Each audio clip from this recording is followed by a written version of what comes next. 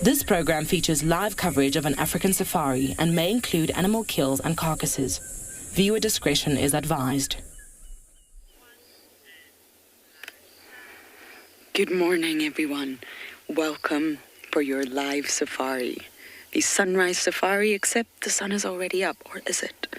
It's very overcast, slightly dubious looking.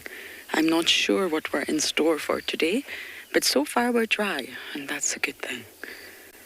The clouds look heavy, but I think they will eventually pass. So my plan today is, of course, to find some animals. First, we will start with the hyena den, but we thought we would just give you some views of the weather that we are looking at. It was a lightning storm last night, but it definitely wasn't as bad as the other day. So everyone, buckle up. It's that time of day for your live safari through the African bush.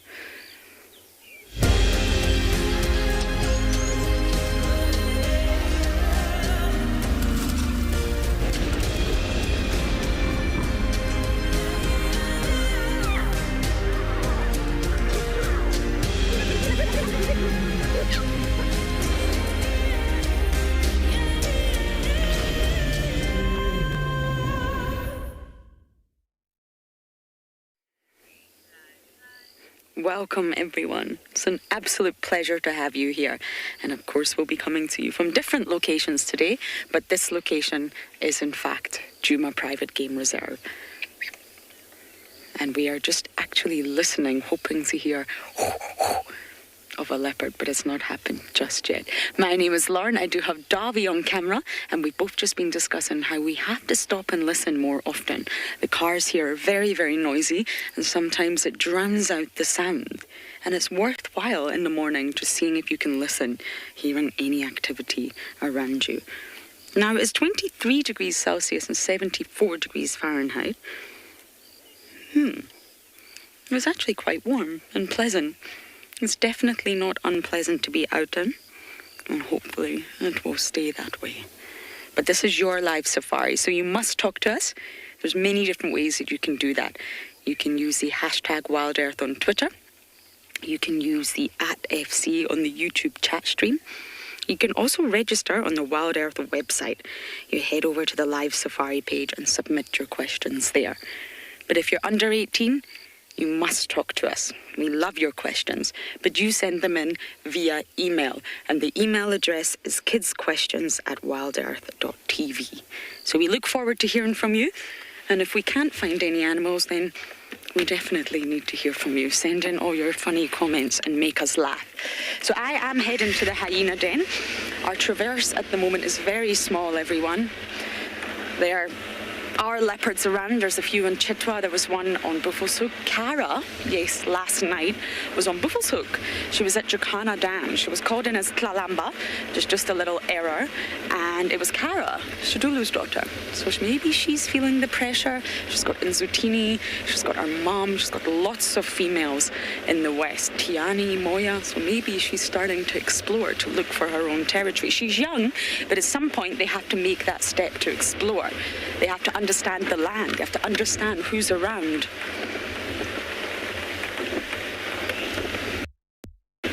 Leanne, you're hoping for an active hyena den. Me too.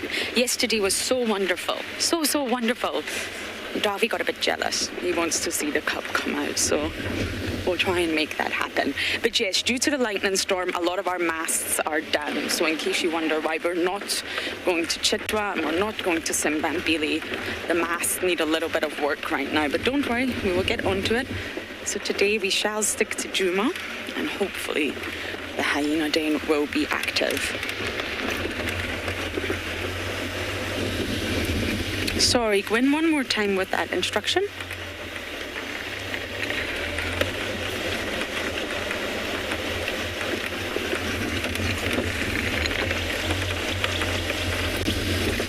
So I am going to head on to the hyena den, and hopefully it's active.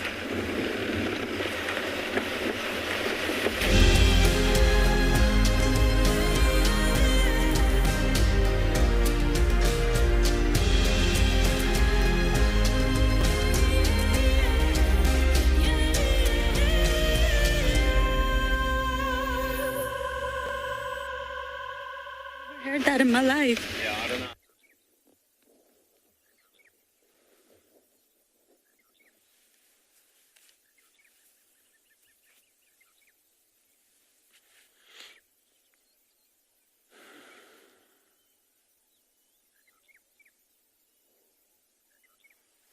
Well, Adorix is very accommodating, unlike his buddies.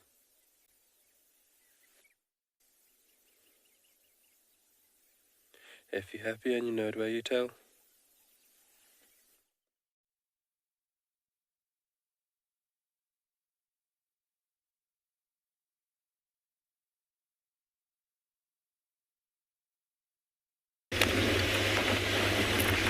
You're back with us. Sorry about that. We're almost at the hyena den. Now, this path is pretty much turned into a road. I do believe it may be getting named shortly. And it's also a really prominent game path. It's a great place to check for the movement of animals, not just hyenas. You will find fresh leopard tracks, mostly female. It's normally Tswalu or Kalamba. And you will also find the lions use this path as well. It's very overgrown, as you can see. So we have to just take it a little bit slowly in case there's elephants or buffalo or anything around the corner. Now that's den number 1 that Dobby's about to show you. This sort of overgrown mound is den number 1. This is where Corky, when she was the matriarch and I first arrived to Djuma, this was the hyena den. Can you believe it? It's definitely not active and it's not been used since that time. I know people get a little bit confused. Here's a good idea. So this is den number 1, okay? And now we're going to take you to the other dens and you'll see how close they are. So this is the person that you come to, hence why it's called number 1. And then I'm going to show you just around the corner number 2. And we get to number 3 and you'll be able to see exactly how close they are. We just drive along this.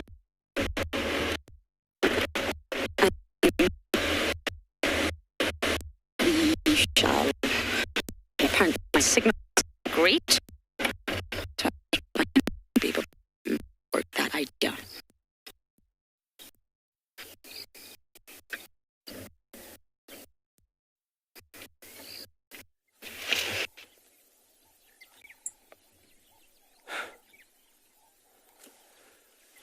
Good morning and welcome to a wonderful and a very beautiful Tswalu Kalahari. The beautiful grasslands are just spectacular early morning like this with those lovely soft colours in the sky.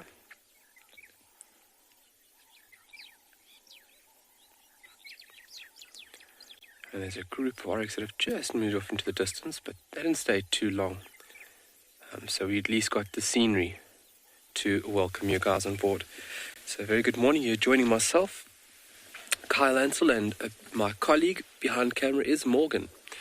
It's a wonderful morning and we are exploring the southern parts over here. We are going to look and continue on the tracking exercise, but I think we are going to go and visit the Rockstar meerkat group this morning as well, just to see how they are doing. We haven't been with them for a few days, so maybe a little update would be nice. Remember that one female is pregnant, the alpha female is pregnant within that group, so we need to keep very close tabs on when she goes down and does not emerge with the rest of the group. So then we are very close to welcoming new babas. I'll give you guys a few minutes of silence just to tap into the wonderful sounds of the Southern Kalahari.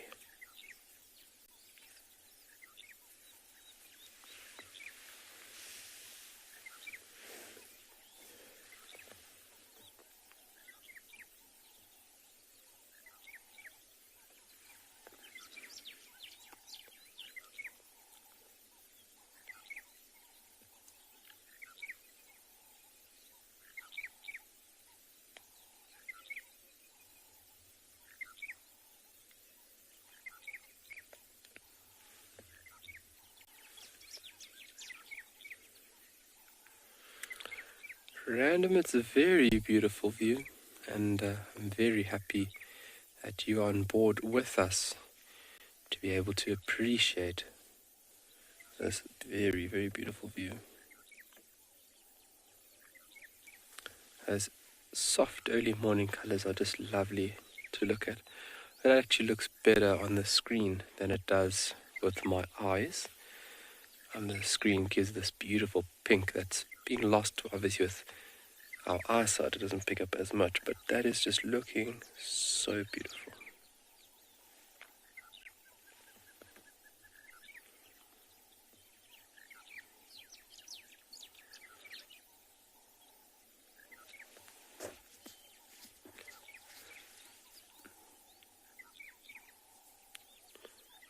So our movements from here, we'll be driving for about 15 20 minutes in a southwesterly direction. And then there's where we are going to jump off the vehicle and then take you guys to say good morning to the rock stars. I'm going to greet them doing their morning sun salutation. Obviously the first order of business. And then I'd really like to continue with the tracking exercise. So what we'll be doing is we're going through some general and prominent antelope species on Tswalu. And when it comes to antelope and smaller mammals, it can be very tricky. But I didn't mention yesterday, so another very important thing about tracking is knowing the animals in your area. So I know, for example, I'll never find an elephant track because elephants aren't found within this neck of the woods due to humans. So knowing the animal species in your area is also very important knowledge, especially when it comes to small like mongoose species and small antelope like duiker, steenbok. So what we'll be doing is taking a look at the larger species this morning. We did oryx yesterday, maybe we'll do kudu and rowan today. I'll take a look at the fundamental telltale pointers or factors on how we ID them. And then we'll be looking at all other signs left behind. So this will be from if we find a carcass or scratchings, middens, you name it.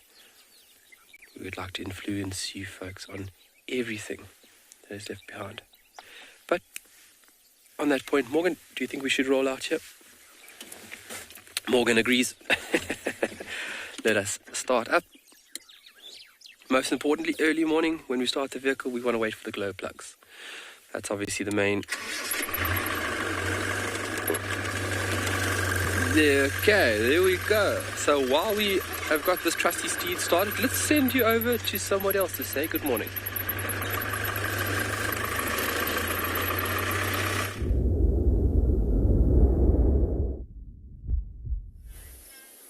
Good morning, everybody, and welcome to andBeyond and Ngala.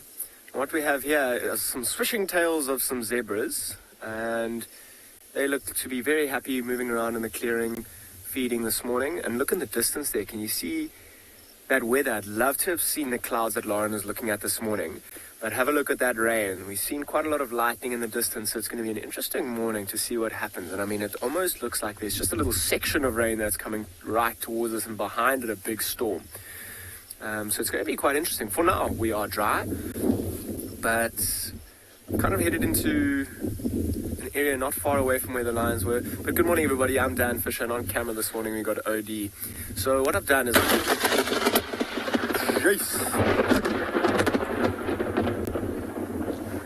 There's that lightning I was talking about.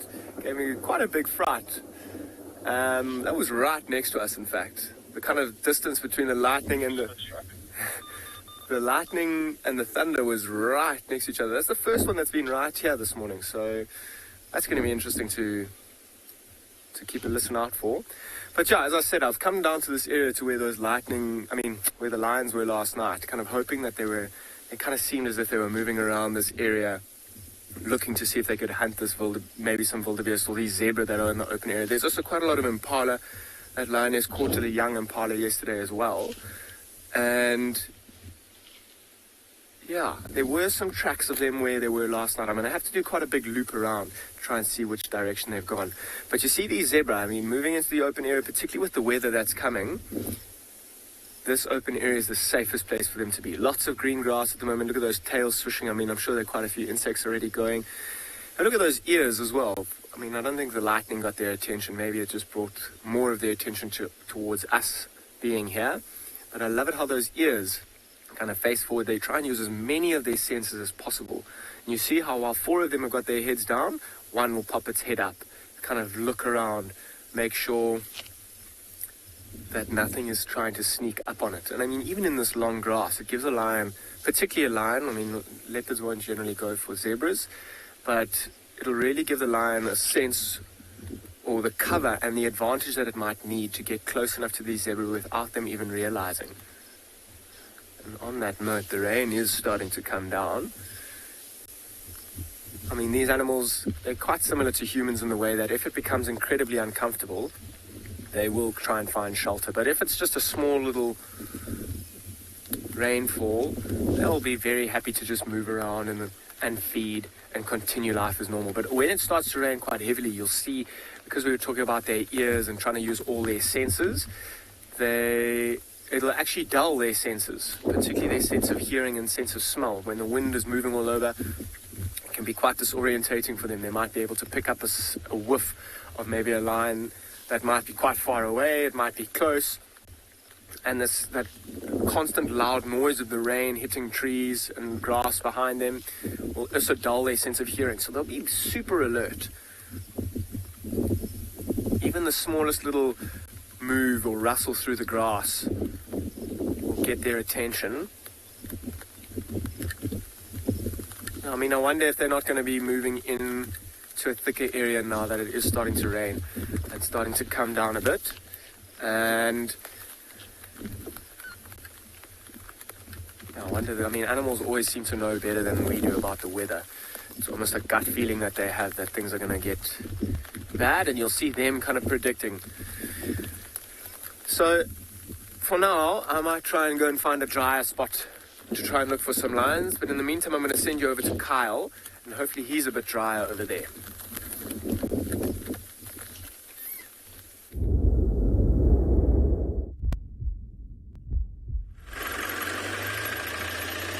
Welcome back on board. Welcome back on board this side of the world. So we are moving southwest, nice and slowly. And while we are doing so, we are looking for anything. It's very important that when you're going from point A to point B, watch on the left here, Morgan.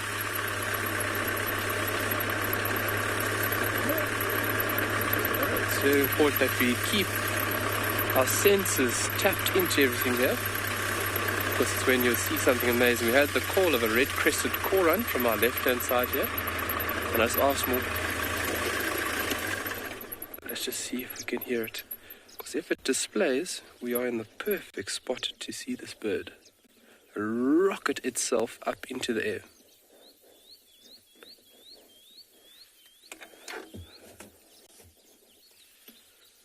Come on, you want to do it. Beautiful scene of the mountains there where the sun is just starting to creep through that valley. Look how lovely that is. And you can hear the bird activity. This side is a lot more in comparison to what we had a couple of minutes ago.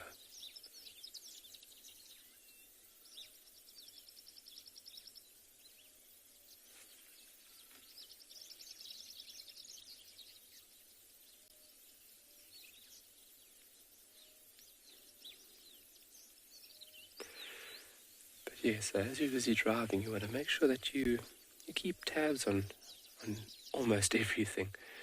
So you want to be looking for tracks, you want to be using a sense of smell, you want to be keeping an open ear for any alarm calls, any bird calls, in the mix of, while you are moving from point A to point B. Because if you go from point A to point B with blinders on, or blinkers, you're going to miss a lot out here.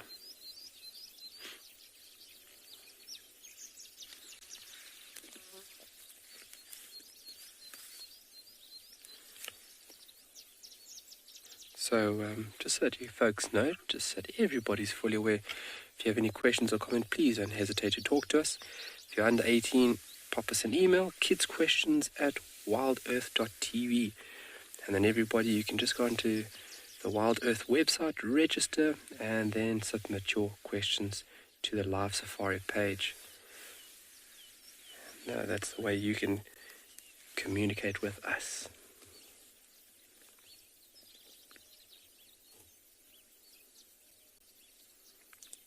So we're looking almost east into that valley.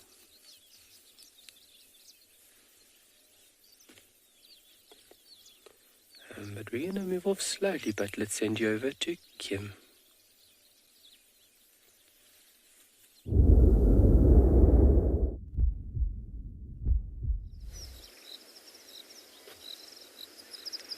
Good morning everyone, and welcome to andBeyond Phinda Private Game Reserve.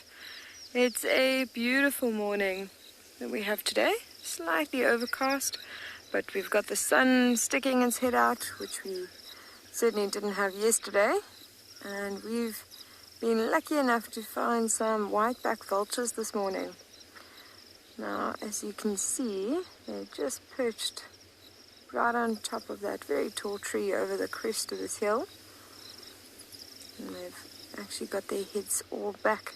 You can see how they're moving those necks right around and managing to preen just in between their back feathers. They are slowly warming up and waking up this morning, and it's still quite cool out, so that's why we can see them on the top of the trees. It's not yet hot enough for them to catch those thermals, for them to go up into the sky, so they're going to have to wait until it gets a little bit later when the sun starts to get a bit hotter.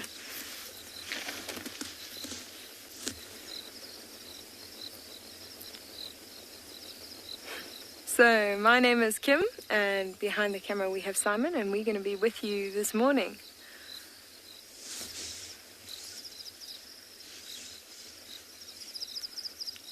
So, the reason these vultures actually caught our attention, you can see there's that mountain in the background, and just below the mountain, to get you an idea of the lay of the land, we've got a really prominent drainage line filled with fever trees, and that's the more common roosting site of these vultures.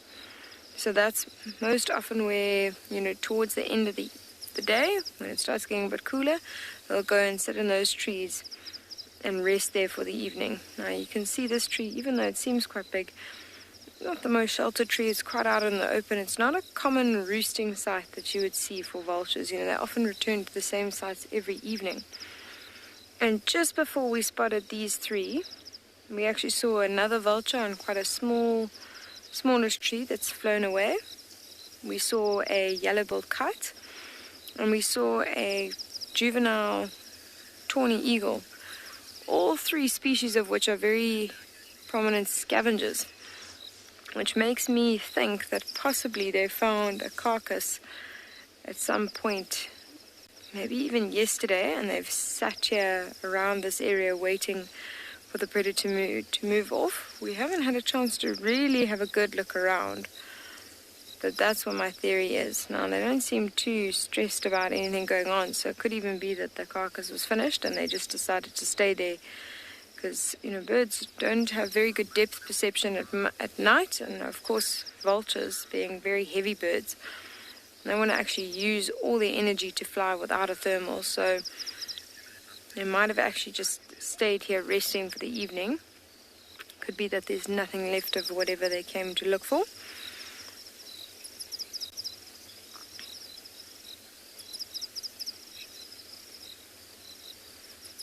Critter freak. Vultures are awesome. There's a lot of animals and birds that get quite a bad rap, and I think it's from all those little shows that you watch as kids.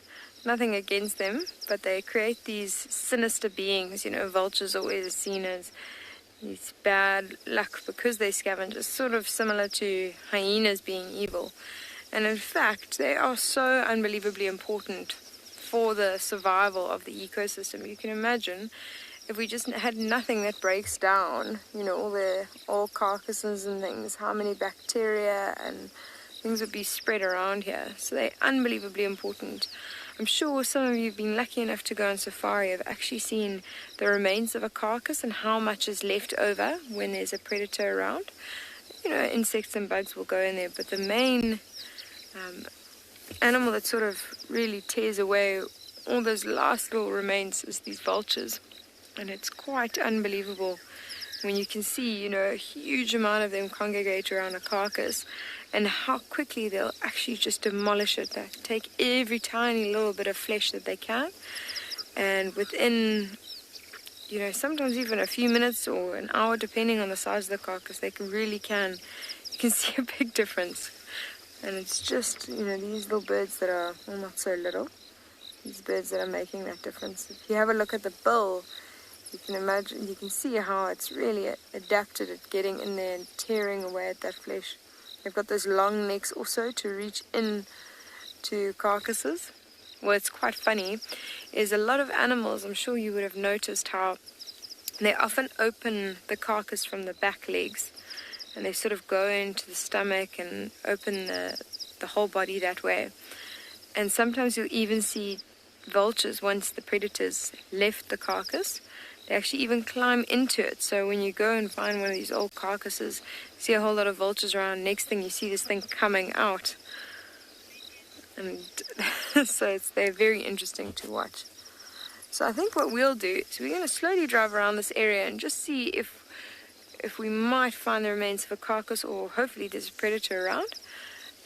And we're going to send you to another live location in the meantime.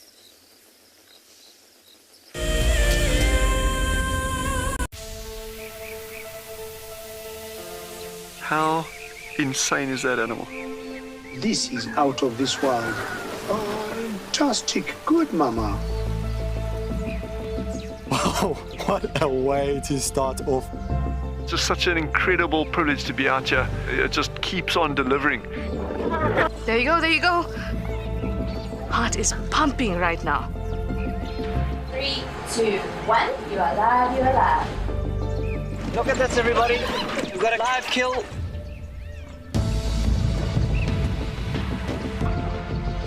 The croc's holding the tail. It's holding tight. Lucky wildebeest. There's nowhere to go. This is a disaster in the making.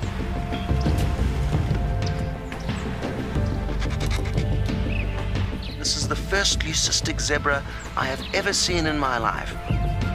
Oh, here comes a lion. Run, little guy. Go on. Something that I have never seen before in my entire life that you are now watching live. My heart is in my mouth, everybody. Look at this. It's gonna make it. It's going, it's going.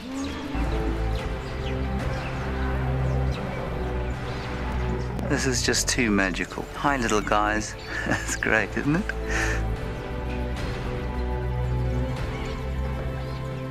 Has it just pretended to be dead? That is the coolest thing I've ever seen. Look at that. Scuba Steve has got a friend. You've got a friend in me. It couldn't be a better morning. This is just too special. Oh my goodness, we've got a turtle. How epic is the fact that we're coming to you live on the Chobe River? It's the most incredible feeling to be here. This is live and we're in Rwanda. This is a very, very different adventure, charged with emotion. Look at that little zebra about to be born. There's the head. Oh, you clever mare. Well done. I did not think I would ever face my fears like this.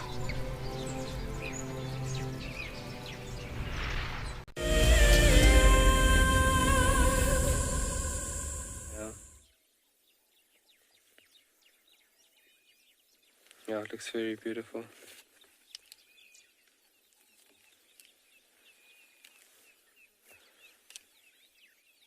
Well, we're just appreciating all things as we drive this morning, and This wild sesame or thunderbolt flower is looking very beautiful, being illuminated by the eastern rising sun. You can see the flowers, you can see the tiny little hairs that are being illuminated by the sun. Just a very beautiful view. And it's when you stop and you look at things like this in a bit of detail when you find smaller things. You have a lot of insects inhabiting these flowers through the cold, chilly periods of the night. Ants and beetles, moths, would all seek refuge on little plants like this. You can see when we get a bit further down there's some spider web. Although silk is not only produced by spiders, you get a few other species of insect that produce silk. It's a very, very remarkable material that is used for various things. Obviously the most prominent is via spiders. There's some silk there. Look at that.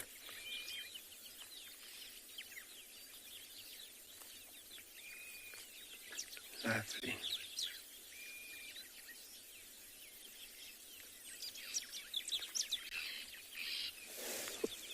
Who are you?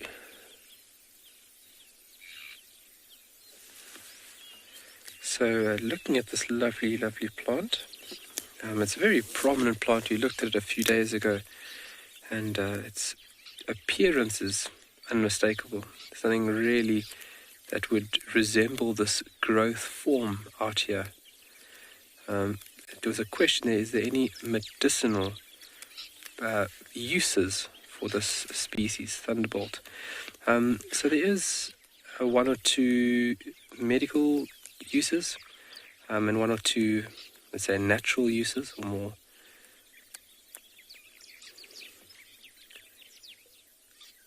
Sorry, I'm just trying to pick up on a bird here, folks. This is a bird is calling out the right side.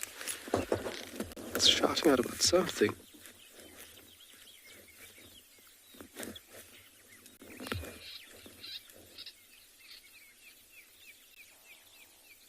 Another bird. It's a lesser grey shrike in the distance. I suppose he's shouting out about another one. But always very important. That could be an indication for a small carnivore like an African wildcat, or maybe even a snake early morning. But always very important that you make sure. So this plant is used as an aphrodisiac. I'm not too sure in what parts would be used, to be totally honest with you. I'm sure it'd be part of the roots, or maybe part of even the seeds that would be used in this medical, or let's say, yeah. So yeah, I use it as aphrodisiac, and I just can't think of other medical uses or properties right now, to be totally honest with everybody. And it's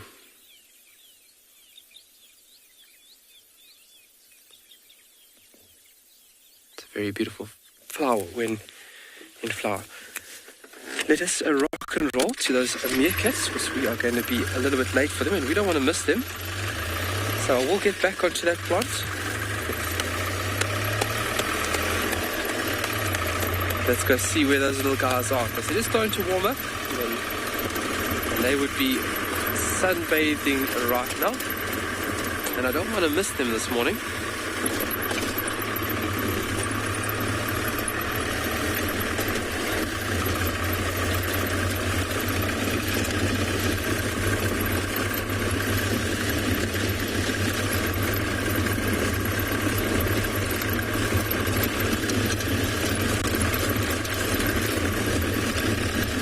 Lovely, starting to warm up.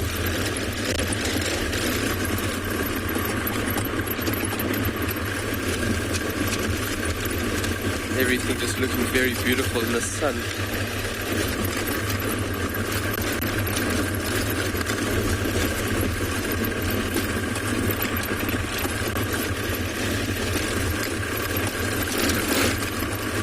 And I found a road and we're going to turn south. That means the sun will be on our left-hand shoulder. Keeping orientation check. When you're a new guide and you start in the area, making sure you have orientation down is obviously very important. So when you do get lost, well, not lost, temporarily disorientated, especially with guests on board. It is a bit of a nerve-wracking thing, but the most important thing is you don't laugh. Just be totally honest, explain to people, and you try and get out of it together.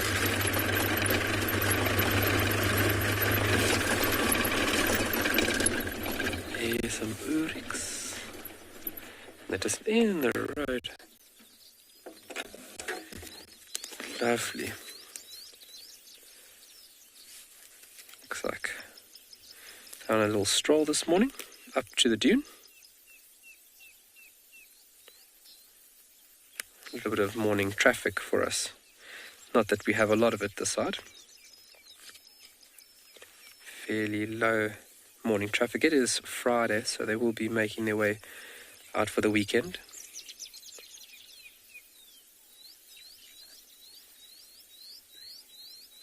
Oh, there's a baby.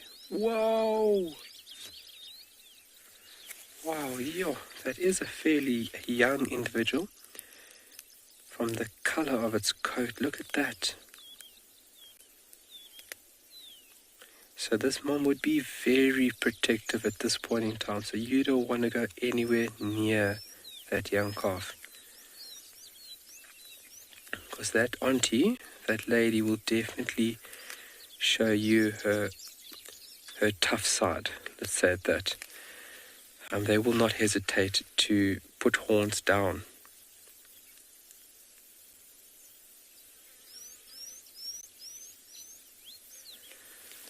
See the one in the distance there also looks like a female by the structure of the horns. Maybe not. Sorry folks, I'm just having a lot of terrible comms issues at the moment. There was a question about the thunderbolt flower back there. So, yeah, one thing I can remember is using an aphrodisiac, and I'm going to have to look back in my manual and see what parts of it would be used. And it's also used as a traditional remedy for snake bites, but I don't think that will be very true, because if you're bitten by a snake, the only thing you're going to be using is an anti-venom. Very importantly. I can remember that you can make a rich oil out of the seeds once it's seeding. And then besides that, I really can't think of any other medical uses for that lovely plant. Maybe that's a point of homework for me this afternoon. I can't hear what's going on.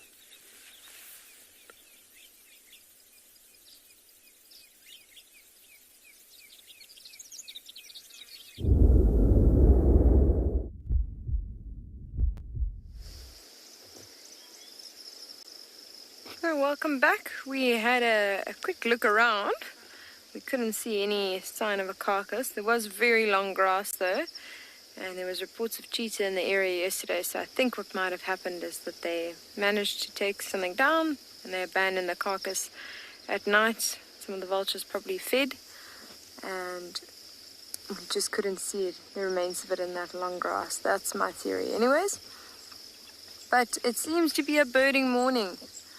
And you can see we found another beautiful bird of prey that is sitting right on top of this old fever tree right in front of us.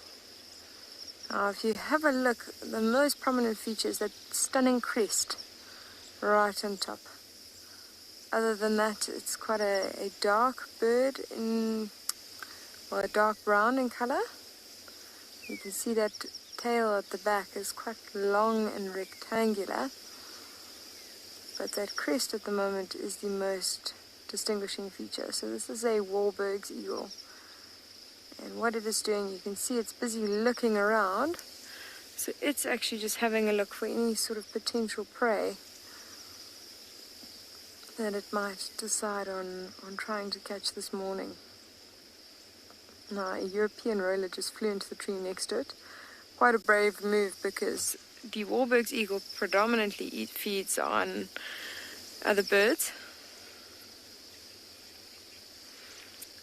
Thanks, Safari Kitty. It is a beautiful bird. In fact, it's really great to see them, because they are intra-African migrants. So they're not here the whole year round, really from August to April. So we've got to appreciate them while they are. They'll most likely winter, in the northern parts of Africa. So it's just having a good scan around. They've got unbelievable eyesight, as with most birds of prey, all birds of prey actually. Just having a look for anything that it might be able to catch. There's actually another one further down in the tree, but it's just blocked from our view. So this is a breeding pair. They're monogamous birds. And a really nice little strategy for telling if birds are monogamous. If the male and female look the same, or very similar in coloration, most likely they're monogamous. If the male is very, very different to the female, as in the case with the widers and the bishops, then they are not monogamous. Oh, look, it's regurgitating something. Watch that. Look at that. Oh, something just fell out of its mouth.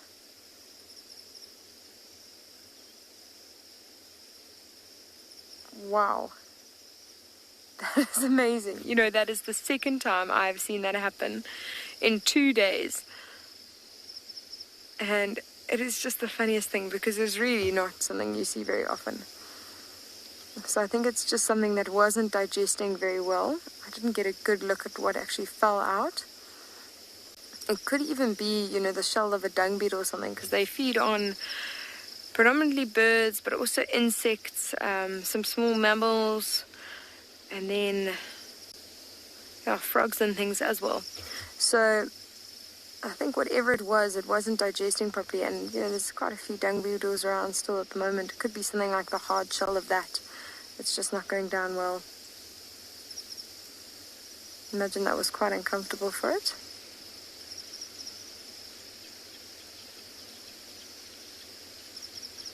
Really beautiful. It is such arid flowers.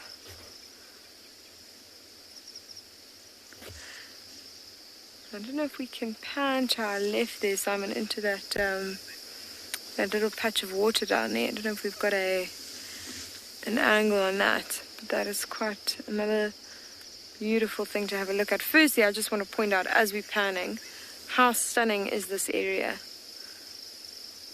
So this, what you're looking at now, is actually a dried up watering hole.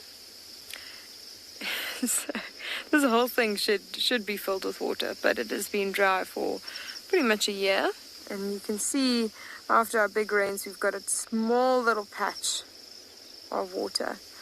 Now, I think the reason it didn't fill up so much is that the soil in the area is so dry. It's got a large catchment area to go in here, but I think the soil was so dry around it, and it's not steep slopes coming in here, so I think the soil probably just soaked up most of the water, and until it's very saturated, we're not going to get too much water coming in here.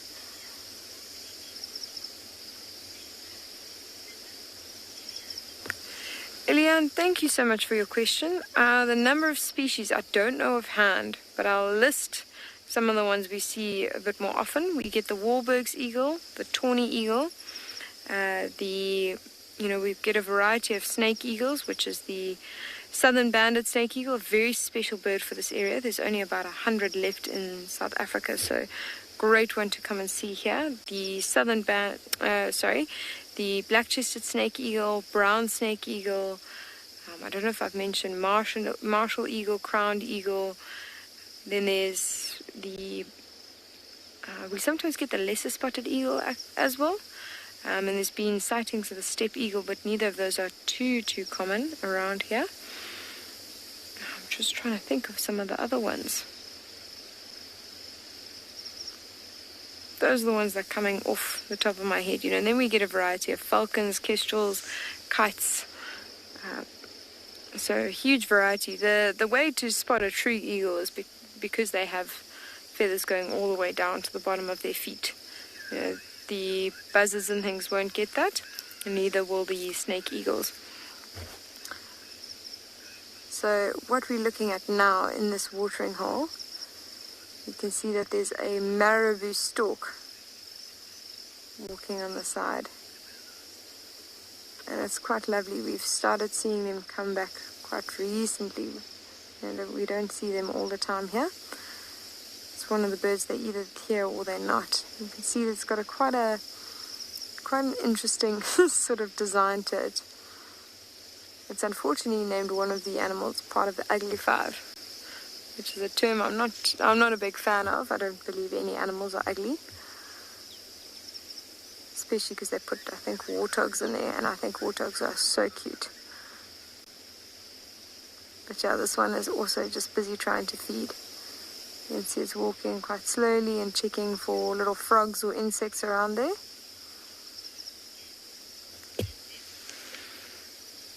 Matthew, the marabou stalks, this is a fully grown marabou stalk. So pretty much what you're seeing here, in terms of its actual size, you get to about 1.5 meters. And like just over 6 kilograms. So they're quite big birds. You know, and you can imagine, look at that huge bill that it's got. So that's gonna bring in a lot of weight, and then it's got quite a large stomach area as well.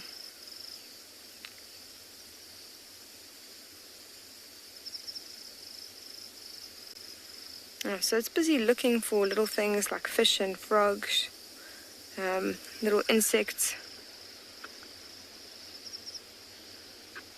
But they can actually also even catch things as big as like small crocodiles. Obviously that's not what it's looking for now. We've been really lucky to have a lot of small crocodiles. Funny enough, this time of year, actually I had, I think, 3 crocodiles on the reserve. Have little nests that have hatched. Oh, it's actually just caught something there.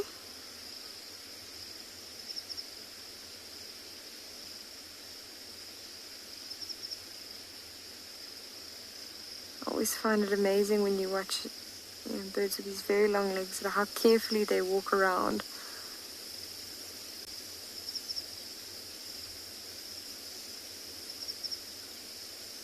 Amazing, it sort of stopped and looked around and listened there and caused it to fly off.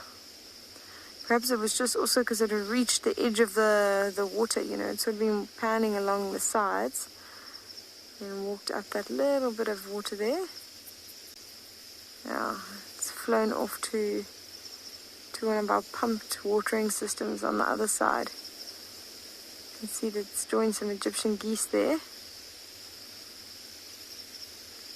I think it's decided it ran out of options to feed, you know, probably picked out most little insects and obvious frogs. And they were all now a little bit more weary, knowing that it was busy trying to catch any kind of food it could from there. So it's moved on to a more promising feeding ground.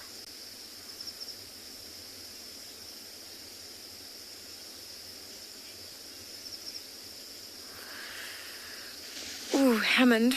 My favorite bird of prey, that's a really good question. Now, until very recently, I would say it was probably the crowned eagle. It might still be the crowned eagle. I think it might be a tie. So the crowned eagle is massive, and I just find it the most amazing bird of prey because it actually takes down things like monkeys, small antelope. So really a stunning bird, and just the actual colorations of it. I'm sure I can get a picture for you in my book. Just give me a little bit of time to quickly find it.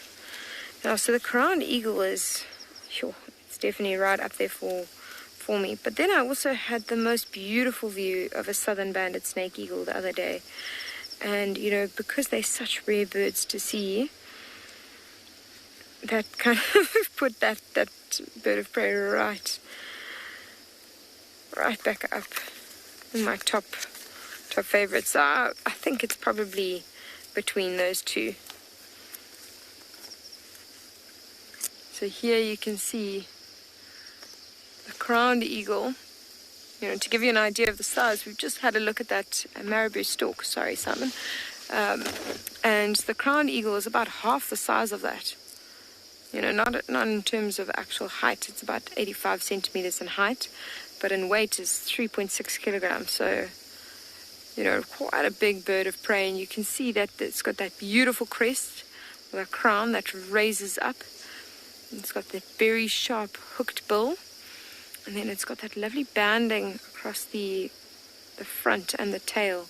And if you have a look at the picture of those talons, you know, that's exactly how it will kill its prey. So it will fly from a very high sort of height, and then it pulls in those talons, and it actually often goes for the junction between the spinal column and the skull, and it tries to sever that cord, and that's how it will actually kill its prey.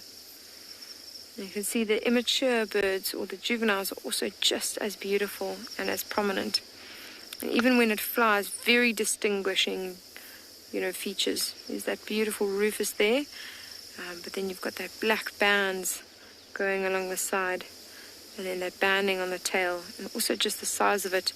You know, you really won't confuse it with many other birds based on the size. The second you see something that big, you know it's probably a martial eagle or crowned eagle. And Varro's eagles are also about the same size, but we don't get them around here. So that's the crowned eagle. I want to show you the snake eagle the southern banded snake eagle that I was talking about. 142.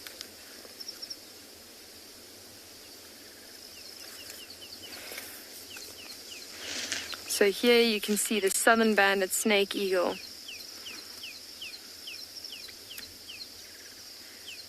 Absolutely stunning bird. Now they've got that very yellow eye, that beautiful grey colouring, and those lovely yellow feet. And you can see here, look at that distribution. You know, we get that little distribution in South Africa, and then a little bit into Mozambique. You can see less than 50 pairs in South Africa, so less than 100 birds. Alright, so we're going to carry on through these beautiful open plains and see what else we can find. See if maybe we can find some rhino and get lucky with a predator of some sort this morning.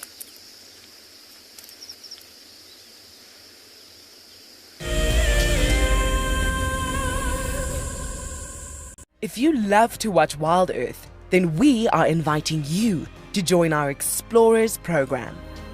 For a monthly subscription, you will have the opportunity to win fantastic WildEarth expeditions. Join our guides for a chat around the fire, receive weekly highlights from our shows, and much more. All the money will go to keeping these live safaris on air, which in turn allows us to escape into nature every single day. I'm Nikki here at andBeyond Ngala in South Africa. I love getting questions from viewers about all the small things within the environment and how it all is integrated with one another. If you want to ask me any questions, please simply register with the WildEarth website, head across to the Live Safari page, and then post your questions there. I'm looking forward to chatting to you on my next WildEarth drive. I've seen something I've never seen here before. Look at these cubs. One is crossing the river. It's being washed away, unfortunately, but I'm sure the mother is going to save her. Look at that. How beautiful. Look at that. One crossing, two to go.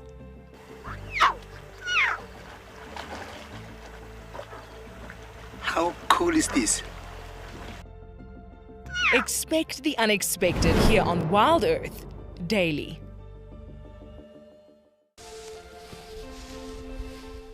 Hi, I'm Nikki, your guide here at andBeyond Ngala. So my favorite animal in the African bush definitely has to be the zebra, because like people, with our fingerprints, every single zebra has a different stripe pattern. And, of course, a group of zebras together is called the dazzle. How unique is that?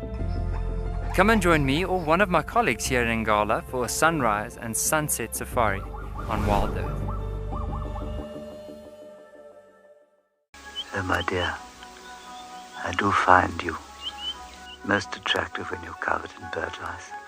Oh, Charles, I love it when you peck at my head and clean the bird lice off me. Let me say hello to Barry here. Hello, Barry. I'm just going to examine you for some bird lice. Charles, I don't know if I'm comfortable with that. Oh, all right. I shall look for bird lice on myself then.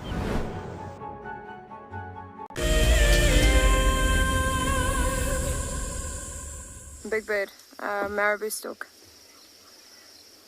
Welcome back.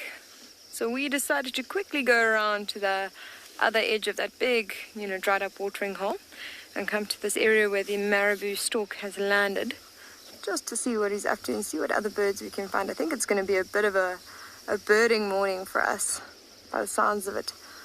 It's actually fantastic to see so many different birds.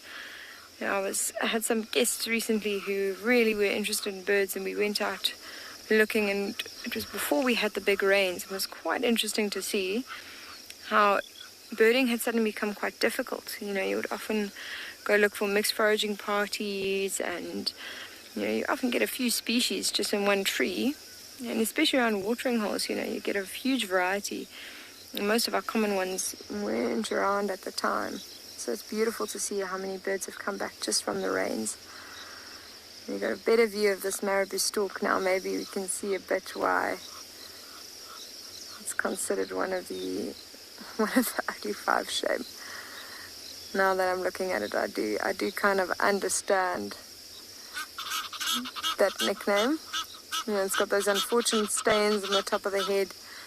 It's very, very pink and bare sort of head and neck, with a little bit of fluff around it. And we've got that white belly and those black wings. It's quite interesting. I can't see the air sac on this one. Just having a look.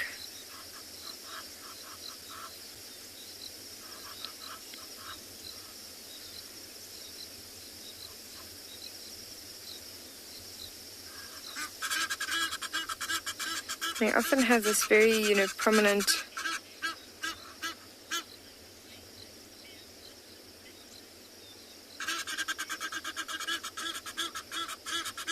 yeah, I agree with you. They are underrated, and they are a magnificent bird.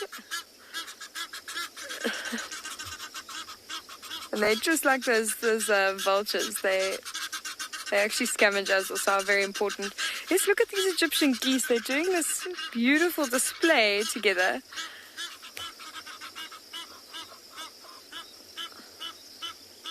And they've just stopped. So that would be a mating pair. Egyptian geese can actually be quite territorial. So what they'll do is they'll display together like that quite often and secure those bonds. And also, mating pair will often scare other Egyptian geese away from the same sort of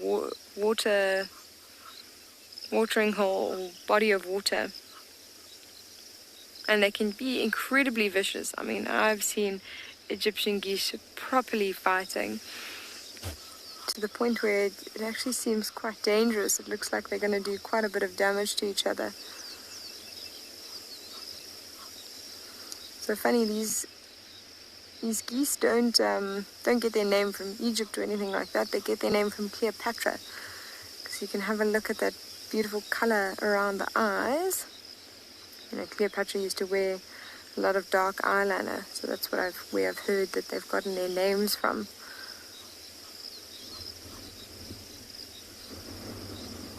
And they're very common birds. I'm sure around the suburbs you see them a lot, but if you actually take the time to look at their features, they are really quite beautiful. And it starts going again. That one on the right is the male, a little bit bigger. And one on the left is the female. There he goes again.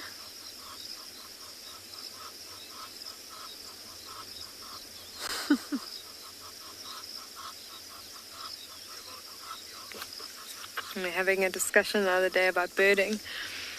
And we were saying, the benefit of when you get into birds is that there's always something to look at. Even if it's tough to find animals at the time, you always got birds to appreciate. And then we went on further and said, the birds are also always doing something. You can sit and watch them, and it can be quite interesting. And I think this is a great example of that.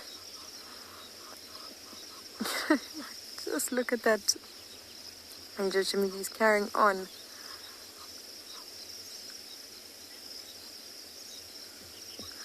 Oh, it doesn't seem that this watering hole is being too productive. So we're going to head off and see what else we can find. Luckily, Carl has found some animals that are busy on the move for you to go and have a look at. So we're going to send you over to him now.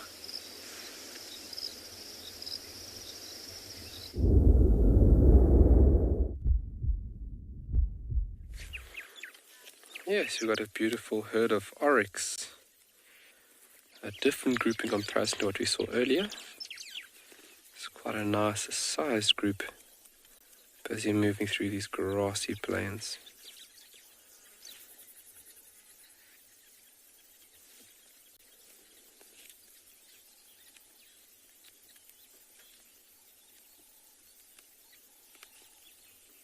This is one of my favorite antelope to look at out here. Very complex, very well adapted to these areas, and very beautiful in appearance.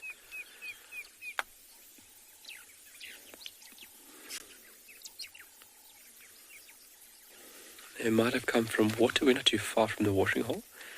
They might have come from water and just moving out into the plains for some nourishment.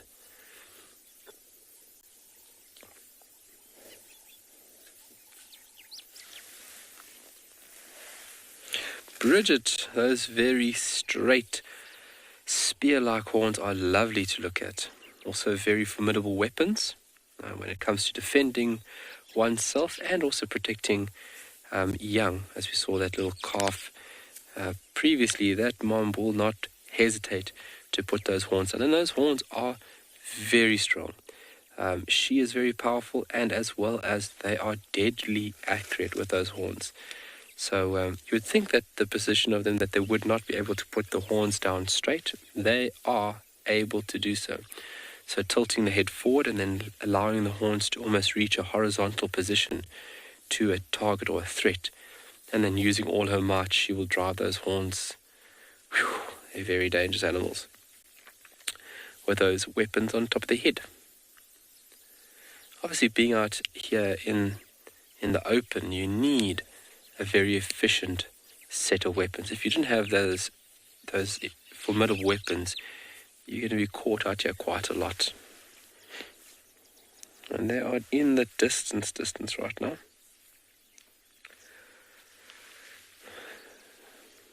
But let's leave them be. They're moving off quite far. And let's move on this way. So what we'll be doing over here is we are coming near a junction. And then at the junction, we're going to turn west. So the sun will be behind us as we make our last one or two turns to get to the rock stars.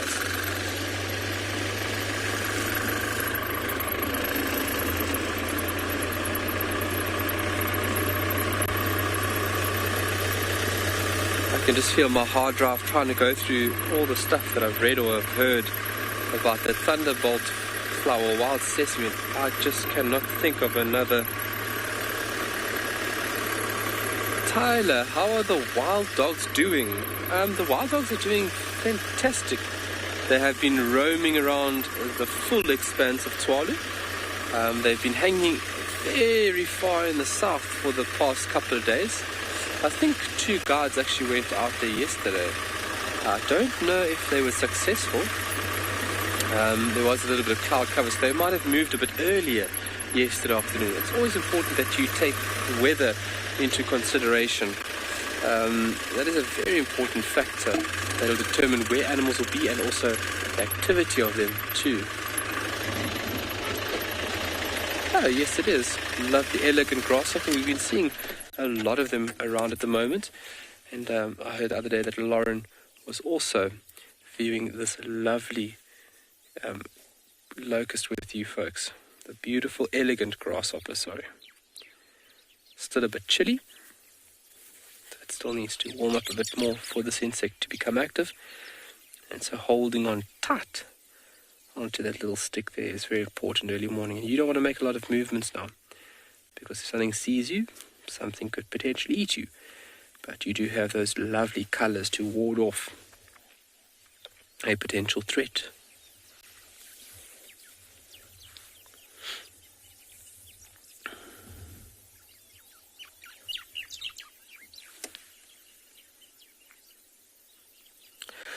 Tommy, why is it called an elegant grasshopper? Ooh la la, Tommy, that's a very good question. Maybe from its very beautiful colors. It is elegant in appearance or beautiful in appearance. Tommy, that's a great question. I would have to say, just thinking practically, I would have to say from its very pretty colors, Tommy. The nice colors that this insect displays, it looks very elegant. I think. But I have not read any literature to why it has the name elegant grasshopper. So Tommy, age 5, well done. We're going to have to look up and make sure on my behalf, just to be 100% sure.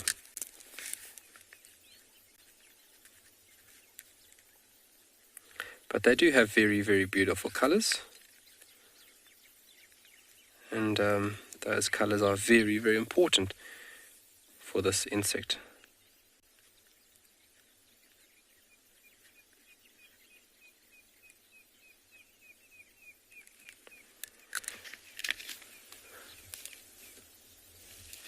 And there's a lot of... Oh, there's another one. You see at the bottom there, Morgan? There's another one at the bottom over here. Lovely. You can see that one's a little bit more prominent in color.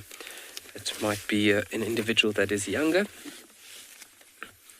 having those beautiful bright colors. You can see the little red markings there. Those are the very reduced wings. Obviously, with this group, a large majority of them are able to fly. Grasshoppers and locusts and crickets. Some of them short bursts of flight, especially your very large species. But then some of them are able to cover a very, very great distance. And you can see those wings there aren't really utilized for far travel, let's say it that.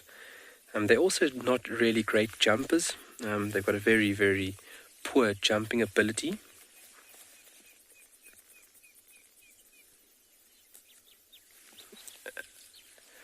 There was a question there about difference between a grasshopper and a locust, I think. So, was that it? So, grasshopper would, by my understanding, would be a little bit smaller. Grasshopper is a smaller individual, and then a locust would be a larger individual. Locusts are also termed when they swarm, so when lots of little hoppers get together, especially when there's a reduction in food, their density becomes quite high, and they tried for many years to understand what stimulates swarming behavior. Would it be climatic conditions? Would it be food? Would it be a signal that individuals are giving off?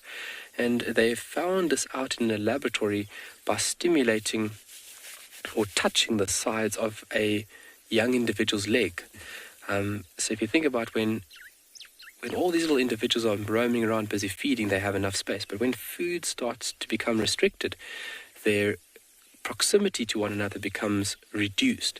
And so then you would find individuals touching each other quite a lot. And that stimulates a certain hormone that then makes the insect change in form to become a swarming individual.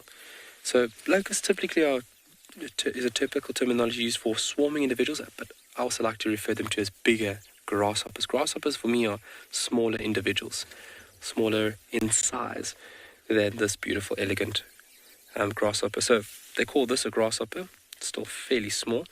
If you look at this grasshopper, it's only between 20 and 50 millimeters, so between 2 and 5 centimeters. Then if we go to one of my favorite locusts, if you ever have the chance of seeing it, don't be freaked out. Its beautiful cryptic coloration is a remarkable adaptation. So if we look at the rain locust, that is a fairly large individual, and that would be about between 5 and 9 centimeters. So there's a very different size difference there as well. And then locusts have very, very, very strong, very well developed hind legs. In comparison to this over here, you can see that leg isn't very, very strong to support, remarkable jumping behavior. And that's a very, very cool trick to have. You know, if something's about to grab you, that you can, off the bat, be off that point and hopefully evade a hungry tummy.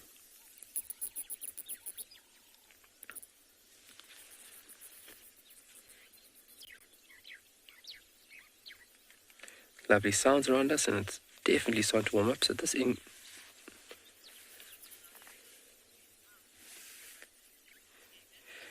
Megan, do they emit sounds from their mouth when you grab it? So if you look at these lovely insects, sounds are produced from rubbing of body parts and not by the mouth. So, for example, if I had to pick up a corn cricket, you would have heard in the background there this very sharp creaking sound that is made by the armored ground catted.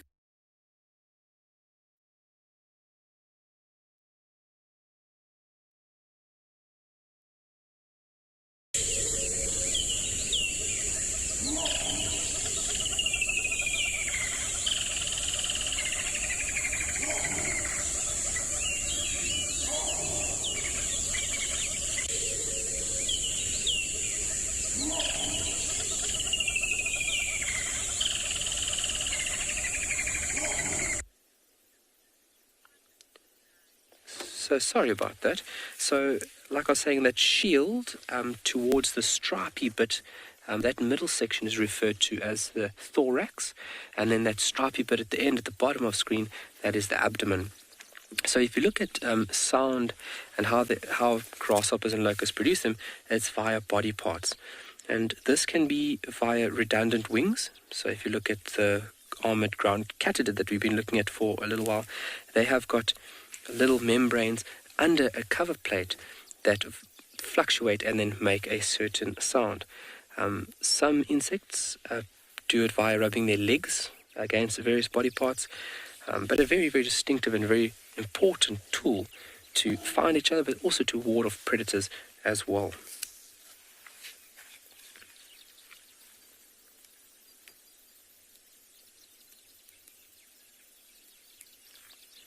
Lovely, beautiful insect to look at. They can also be really nice when it comes to photography. If you're into photography, I mean, look how beautiful that scene is right now.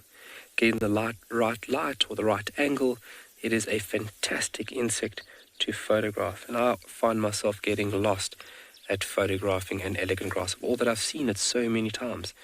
It is just so beautiful in appearance.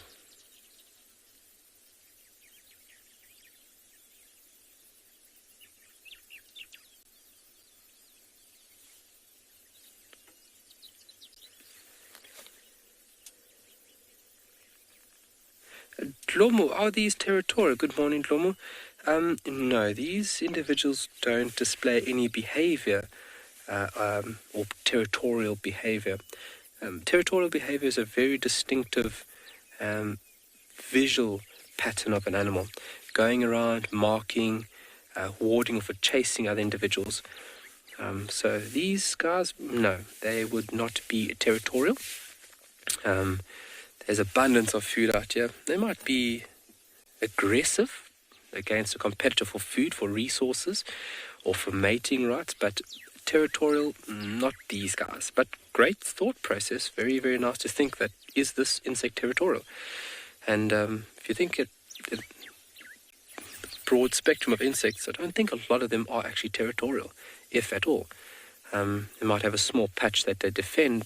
It might be a territorial display, but by my knowledge, I'm really not sure if insects actually display territorial behavior, and which insects do that as well.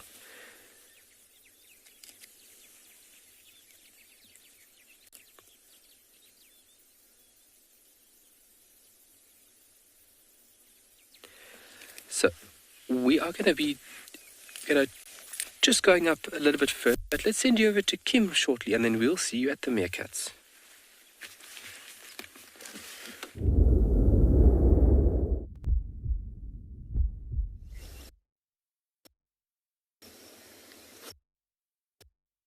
Come back.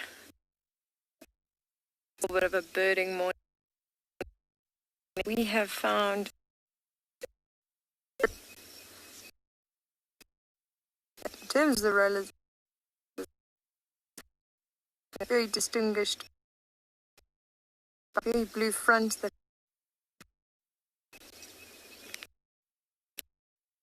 sort of front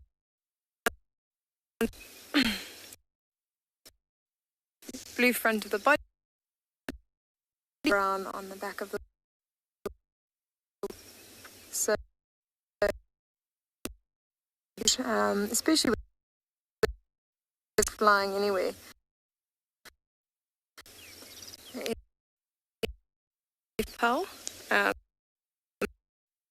See what the roller actually flew to grab something, which is exactly how you can see if something comes predominantly in some audio issues while we try and sort that.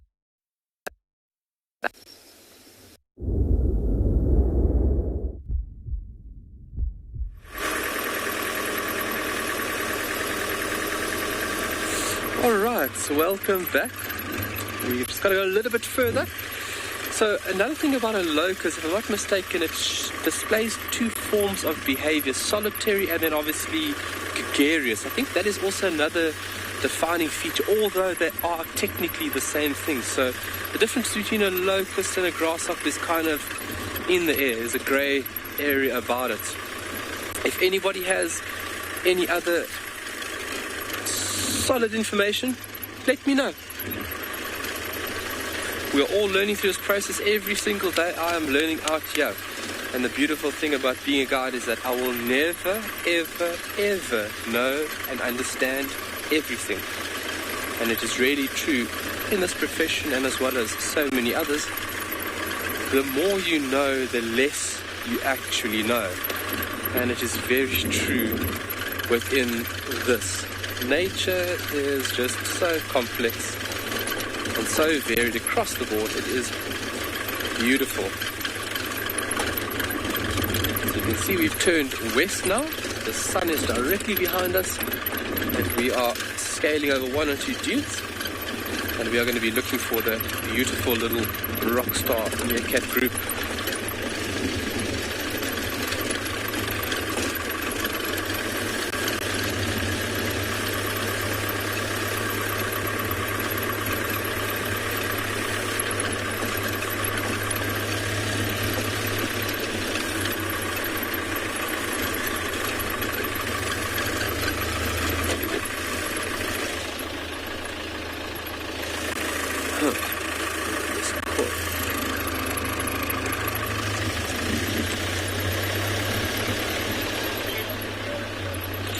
Something just caught my eye here.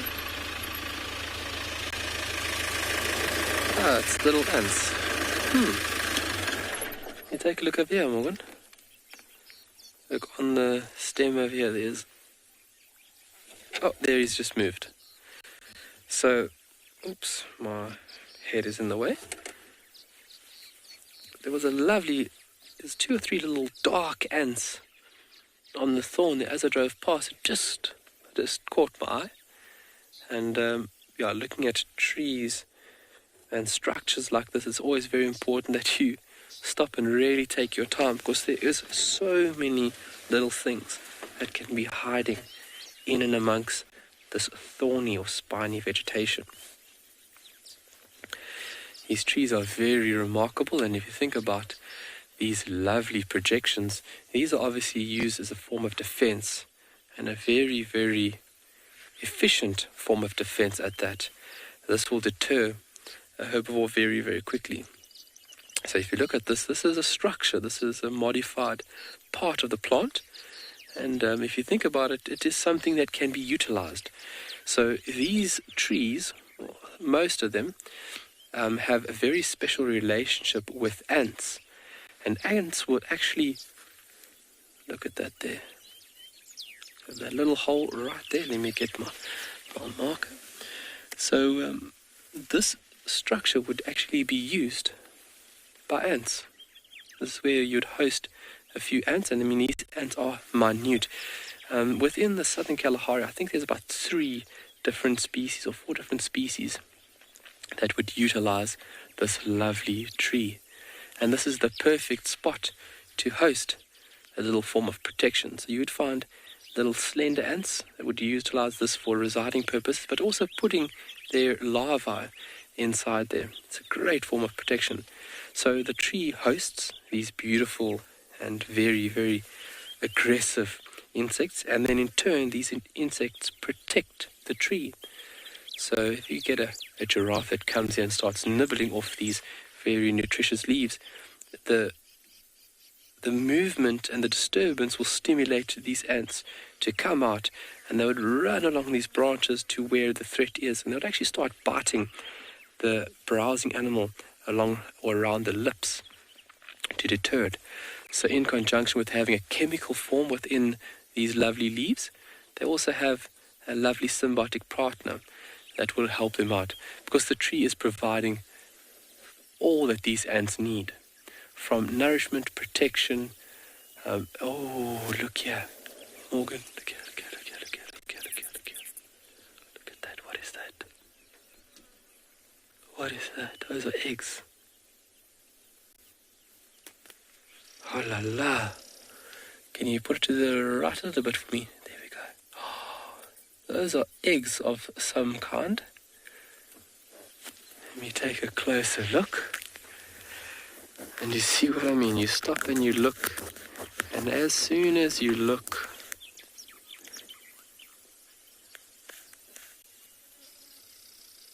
great, Joy. Those are 2 very important things, and things that one has to utilize. And it is very stimulating on a continual basis. So I really don't know what insect would have deposited those, but those are definitely eggs that have been deposited in a very uniform manner. And to come here and to browse off the tree, you're going to get attacked by ants. So it's also a very suitable spot to put one's protege. So just by looking, I can't really see. Sure. They're shiny, they're very tiny.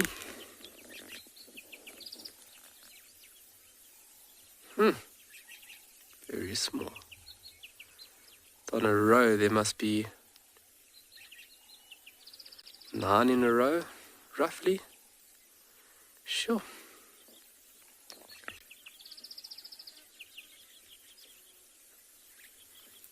But it's like that now. Now I'd have to go back and page through, very slowly page through the insect book and try and find out who that might be.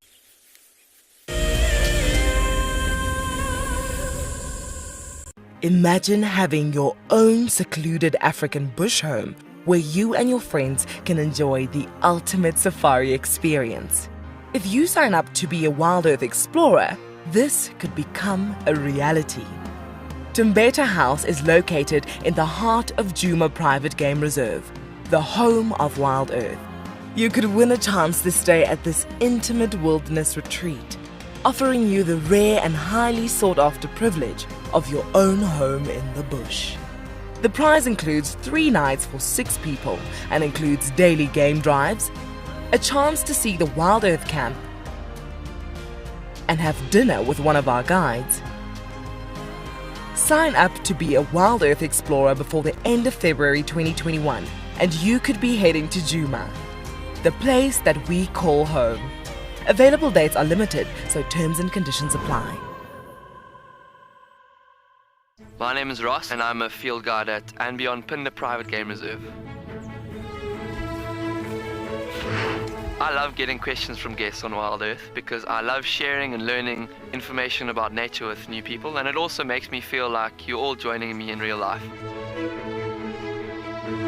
If you want to ask a question on WildEarth, then you need to register on our website. Once registered, go to our live safari page and submit your question below our live feed. There is clearly something in the vicinity around you that's drawn their attention. Yes, that meerkat in the tree is just the coolest of cool meerkats. But watch how he battles when he comes down. That would be like me climbing a tree, just better. Expect the unexpected here on WildEarth daily. What fascinates me most about the animal circle of life is the intricacies between the large and the very, very small. I mean, it's very easy to go out there and find the large. Once you found the large, the cascading effects down to the small absolutely fascinates me. Alertness and situation awareness is by far the #1 aspect for protecting ourselves out on safari. Catch up with the guides daily here on WildEarth.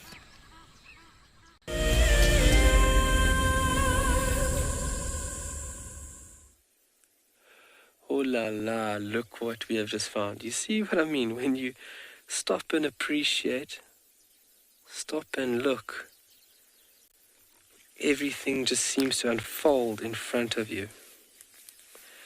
And it's such a treat.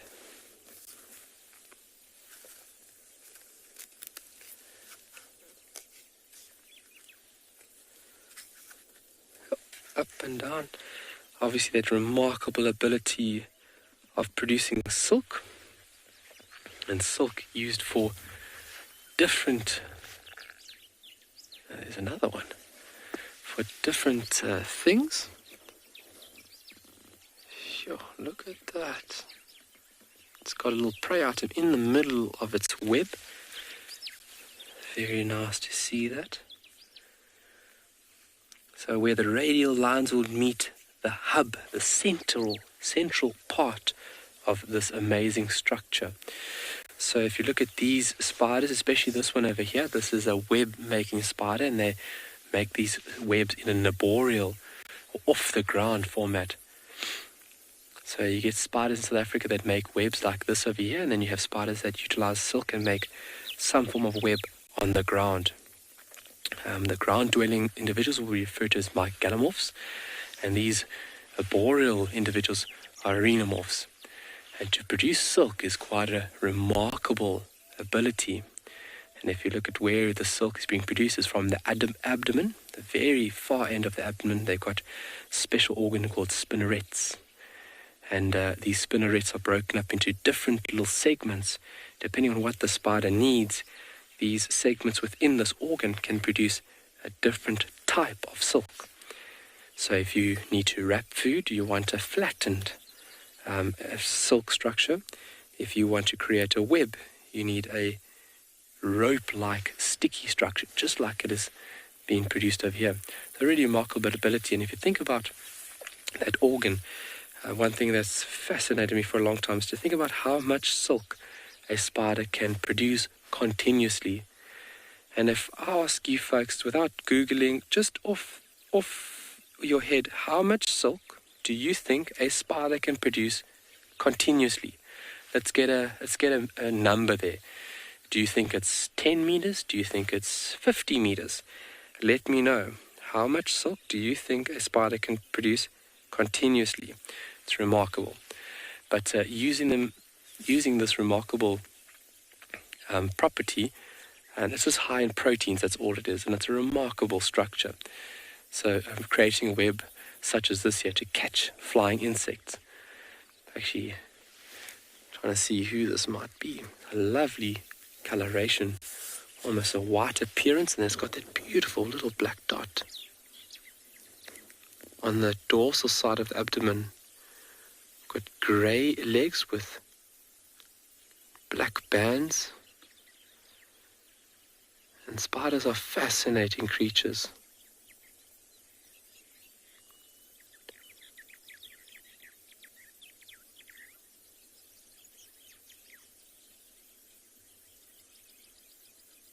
It's amazing.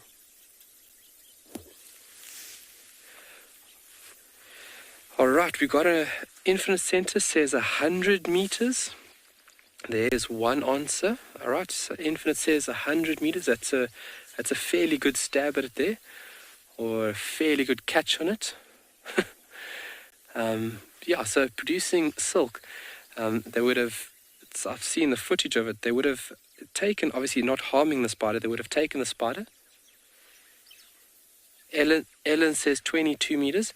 They would have taken a spider, they would have sedated it, they would have put it upside down, and they would have used pins to hold the spider in place. And then they would have taken the little tweezers, and they would have basically started the thread process from the spider. And then over a base, they would have actually wound the thread onto like a turn wheel, for example. All right, so we got 100 meters and we got 20 meters. All right. So when they did this study or did this process to find out how much silk a spider could produce continuously, they were absolutely blown away. One spider continuously can produce, it also depends on the species, so smaller species might make a little bit less, but I think this species was a Nephila. And if you look at Nephila, you guys were looking at one of the species within that family group a couple of days ago. I think it was with Lauren, that beautiful golden orb spider. So the orbs make very, very strong, sturdy webs. And they used one individual continuous strand of 750 meters. That is remarkable. That's continuous, to think about how the body can produce this material on a continual basis like that. And if you look at spiders, that is obviously a defining characteristic of them. If you look at spiders, they do have this organ, the spinnerets. Some resembling individuals that aren't true spiders, you get a thing called a solifuge. They do not have the spinnerets within the abdomen. But while we... Oh, Morgan, just want to go in here quickly look at that.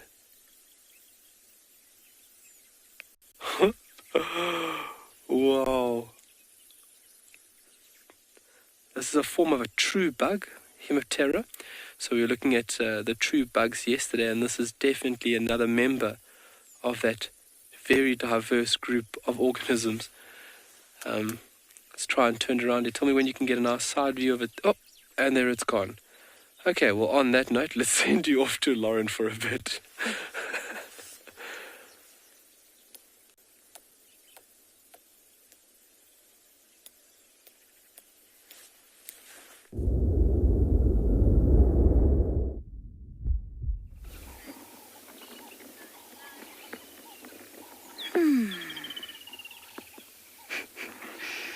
Oh, sorry, everyone. I've just got very comfortable here in this termite mound. I could actually probably sleep here, but I won't. I think that would be really boring for you to watch me sleep. We've had a lot of tech problems today, but we're still here, and I find myself in the middle of this termite mound. Now, it's an old termite mound. It's not active, okay? And what is interesting about this, I'm also stuck, so I can't go anywhere, but it's broken. It's been damaged. I think it's quite obvious who the culprit is, but let's take a look at this clue first. This is a very, very obvious clue. A pushed over tree, or trees. I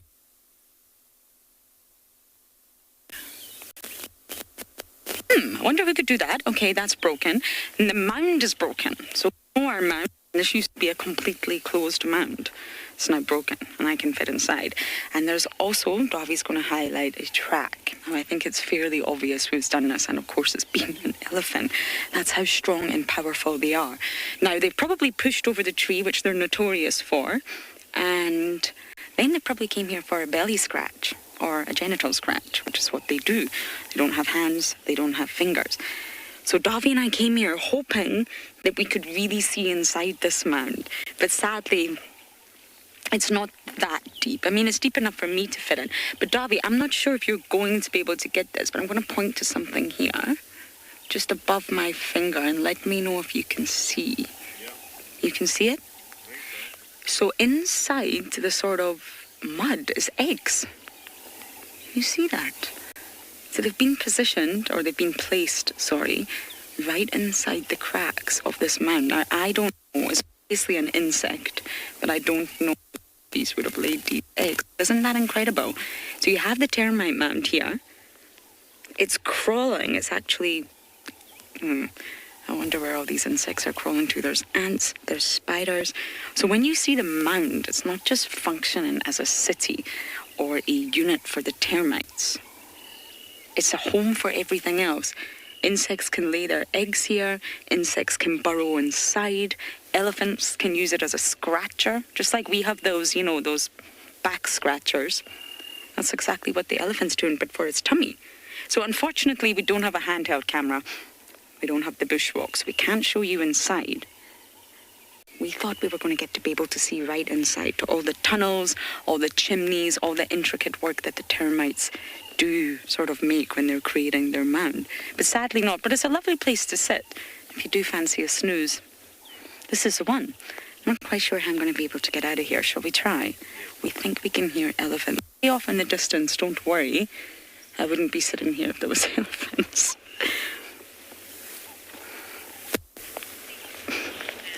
Okay, I managed to get out, everyone. There we go. So, as I have a search around for these elephants that we can hear, we're going to send you to Steve on the dam cam.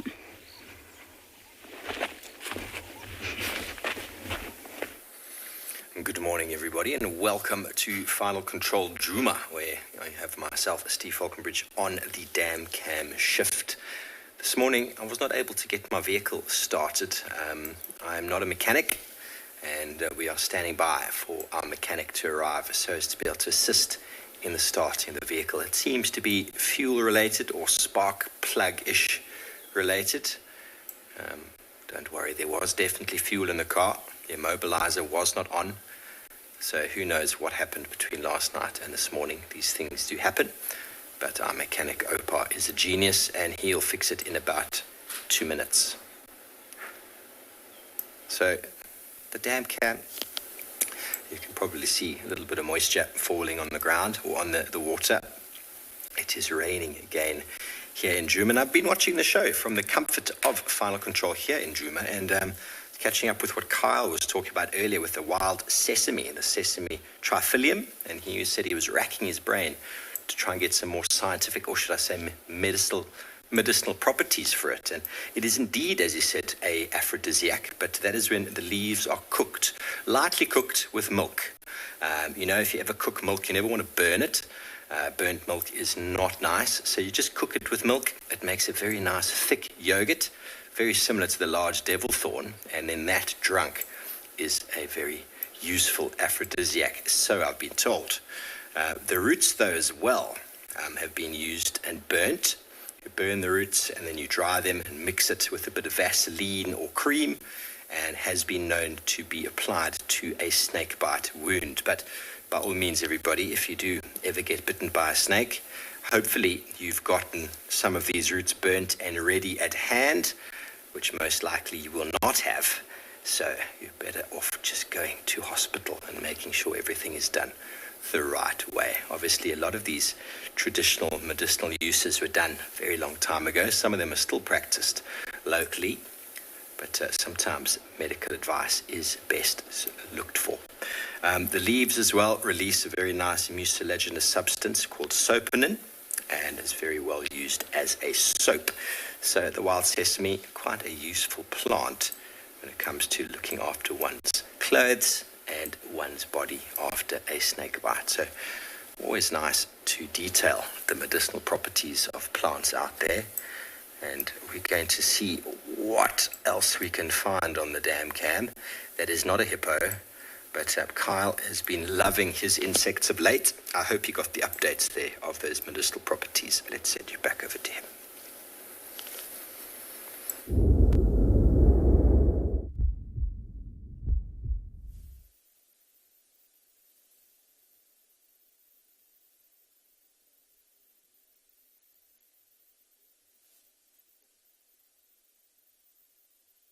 Alrighty, so the lovely large insect that we found on that camel thorn seed pod, I just took a very quick squiz through my field guide here. Obviously that was a new species for me. I hadn't seen that before, but that was a giant broad-headed bug. And if I turn the book over here, we can see very distinctive colors, and as well as its elongated and very large size. And I just read through a bit of the biology, and they actually do feed on various seed pods of the camel thorn, as well as sweet thorn, and then one or two other plants. But really, monster of a bug. And if you look at that body shape, in comparison to what we're looking at here, we're going to see they do somewhat resemble each other in terms of structure. You can see these long antennae. Let me just get a little pointer, hopefully. These long antennae, the structure of the body is also distinctive. You can see it's got almost like this shield. So this would be a part of a shield bug or stink bug family, but part of the true bug grouping, Hemiptera, and very distinctive. Like we were looking at yesterday, they've got that very specialized feeding appendage that's held underneath the head, the rostrum, and that is used to pierce plants or animals in order to find nourishment. And there's actually quite a few over here. These over here, if you look at this over here, you can see the body structure is somewhat different in comparison to this one over here. These would be younger individuals on this branch. And if you look very closely, if I take your attention, look how many there are. They are dotted everywhere on this branch. There are many, many, many, many of them.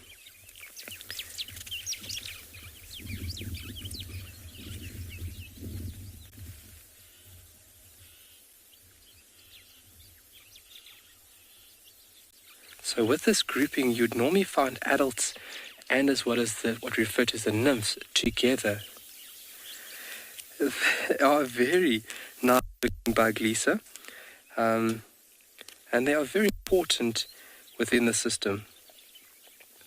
So this grouping, I think these specific species, these are all plant feeding insects, where they would be using that rostrum to pierce the plant and then find nourishment from there.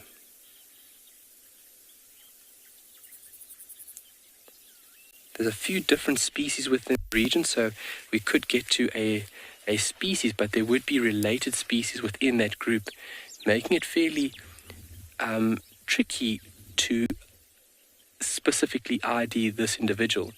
But nonetheless, still very nice to see. Aha! I think I've answered our question.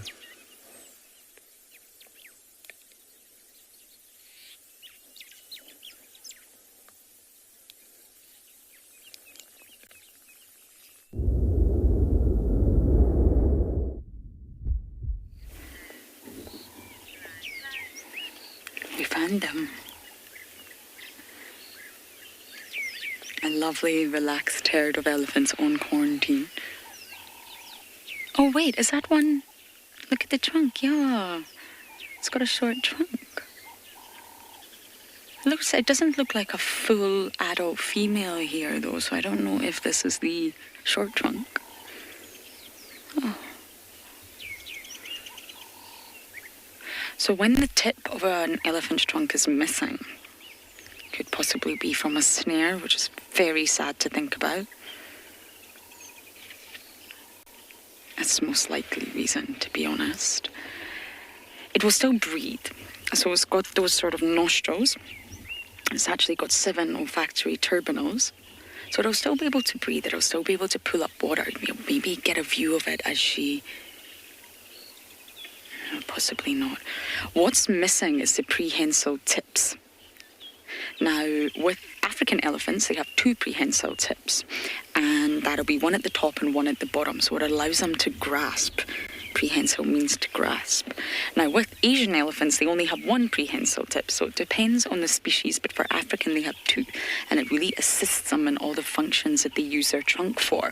So for that individual that's just walked past, she'll still be able to breathe, she'll still be able to pull up water like a straw, but grasping will become much more difficult.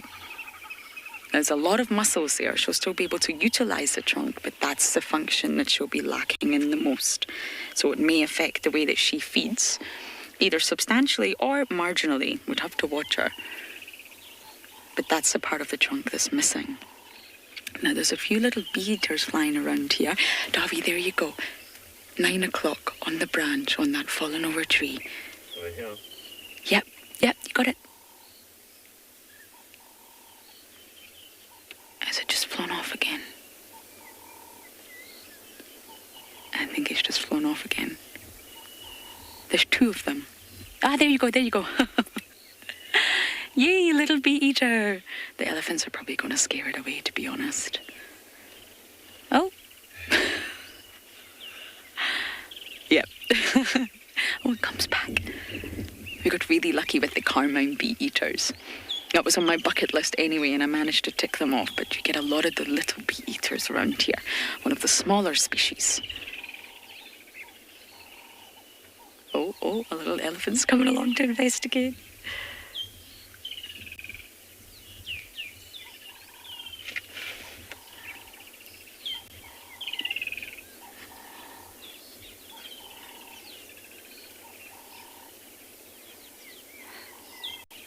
This is so lovely. I love it when we have elephants on quarantine. Such an open area. I mean, the grass is long, but it's so open that you can really sort of get close to them, but be far enough away, if that makes sense, and still watch them. They're normally very relaxed in open clearings as well.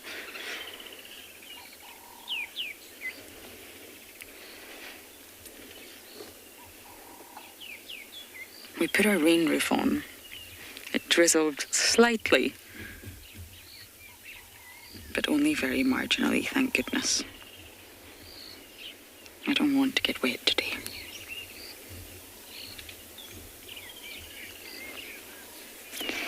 Okay, we're going to try and sit with these elephants as long as we can.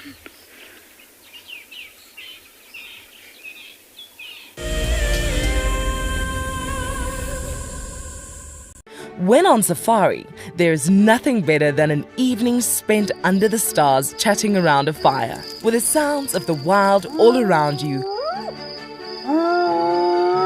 If you sign up to be a WildEarth explorer, you can build your own memories by joining our guides for regular fireside chats. Subscription payments can be made by PayPal, credit card, and now bank transfer. WildEarth Explorers, it's in your nature.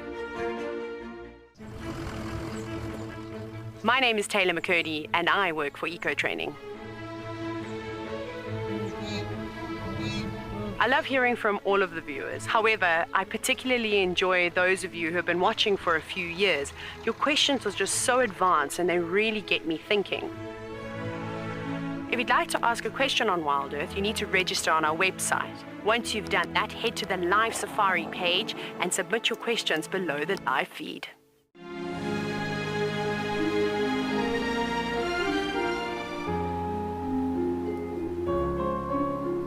You are cheeky. That was a brave decision. Amber Eyes is... Oh.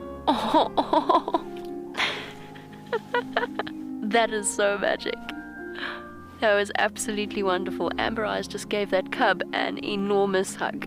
Expect the unexpected here on WildEarth daily. Hello everyone, my name is Trishala and I am a naturalist and safari guide here in Djuma Game Reserve in the Sabi Sands in South Africa. I think that the information that we provide, and most importantly the questions that you ask, give both you and I a really good idea of what's going on. My friend Fernando here, he's a flat-necked chameleon and I love them. They're just these gems that you manage to find in the bush. Catch up with the guides daily here on WildEarth. Oh, my dear, I do find you most attractive when you're covered in bird lice. Oh, Charles, I love it when you peck at my head and clean the bird lice off me. Let me say hello to Barry here. Hello, Barry. I'm just going to examine you for some bird lice. Charles, I don't know if I'm comfortable with that. Oh, all right. I shall look for bird lice on myself then.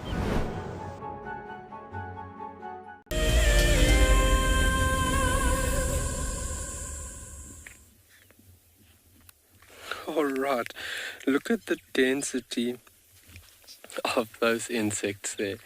So, true bugs, you get these insects being fairly, you get these insects resembling each other fairly closely. And what I'm really trying to look at is the structure of the body. And you'll find that you would have assassin bugs, which have a very distinctive pointy tip. on the thorax, as where cotton bugs don't. And I'm thinking that this is part of the assassin group, but nevertheless it is part of the true bug family. And it's typical within a few of them to see adults and as well as juveniles just like this, or larvae just like this on one clump. But there's so many there. It is unbelievable. And they would be utilizing these camel thorn pods for nourishment, using that recurved beak, the rostrum, to pierce the plant itself. And then on closer investigation, I was busy looking over here. What initially got our attention when we were looking at the ant is those tiny little eggs. And I think we have got the culprit. So Morgan's going to give us a nice close view over here. I'm just going to put my pen here so that you can see. So there is an individual sitting on the right-hand side of the, goes the spider, right-hand side of the thorn, and then around it you can see all those tiny little globule objects. Those are eggs right there. And so that, I think, is the culprit responsible for the eggs that we initially saw on that thorn on the canopy of this tree. So looking at this group, it's very diverse. And I think by far one of the most memorable, one of the most memorable sightings I think I've had it on my own, actually, is identifying one of these species, the millipede assassin. So if you think about these individuals, they feed on trees like this over here, but hence the name assassin, millipede assassin, sorry. That a bug solely predates on millipedes and nothing else. So think about just removing millipedes, you remove a bug, and then in fact you can affect a whole lot more. But remarkable to think about how closely linked certain groups of insects are and how heavily they rely on each other to ensure that the whole system is working. So using that rostrum, that millipede assassin would have been pushing that beak-like appendage in between the legs and actually injecting a paralyzing enzyme into the insect, and then eventually the insect kind of relaxing, and then that beak would also be used to then draw out fluid from that prey item. But lovely to have the realization when things come together like it. I just love that. And it only comes from sitting and observing, and obviously having the time is the most important thing. And that's the beautiful thing about Tswalu, is that you can drive around and everything works around game drive. So being out here is the most important thing for guides, trackers, and as well as guests.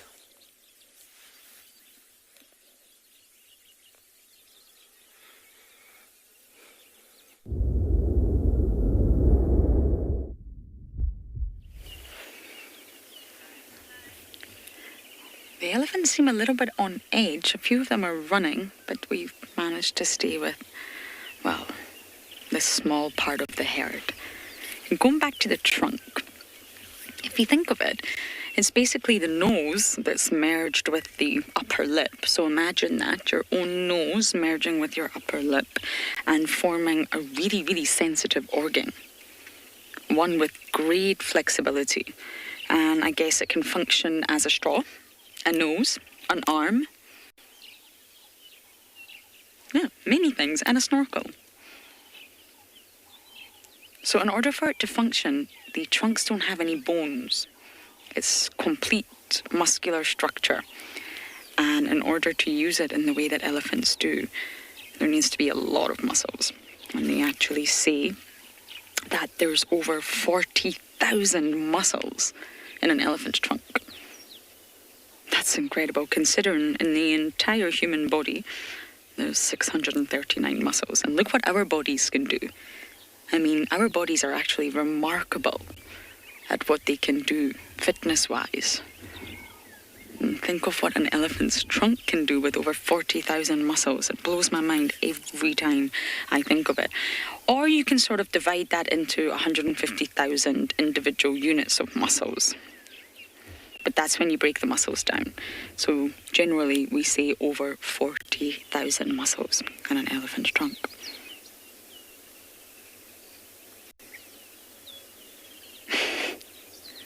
Where are you guys going? They're moving fast. I think we're actually going to lose them very shortly. They're all running.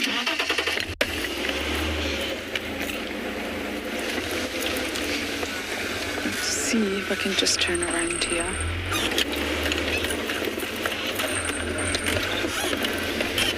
Audrey, there's no specific number of how many elephants live in a herd, but they will have a maximum carrying capacity.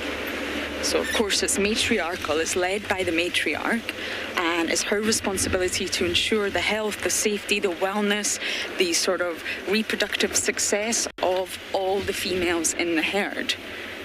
Let me just see if we can work with this. It's not going to be the best angle, but we can't off-road. And therefore, if there's too many elephants, too many mouths to feed, too many bodies to guarantee safety and protect, too many individuals to lead from sort of areas of water and grass. So therefore, there's a maximum carrying capacity within each herd. So I think on average, around 20 is the perfect number for an elephant herd. But there definitely are herds that reach 30 and above. It really depends on a number of factors. The experience of the matriarch, the reproductive success, the environment, where those elephants reside, that will also affect. So if the herds get too big, they split. And they split into what we call kinship groups. So they're still related, but then a new matriarch will emerge. A new matriarch, and probably the next oldest, will then sort of emerge, become the matriarch for the separate group. And it's actually said that the two kinship groups, because they are related, they will stay in contact with one another. So you will regularly see them meeting, and you will regularly see them interacting. But they do become separate groups. And of course, over a course of time, through generations, those two kinship groups will become completely separate. But if elephants have relationships with one another, they do enjoy spending time with one another. It's just as to travel as a huge, huge group is dangerous. And it's not sustainable. And therefore they will split. So sometimes you find very, very small herds of just 5, and sometimes you find very large herds of 20, 25.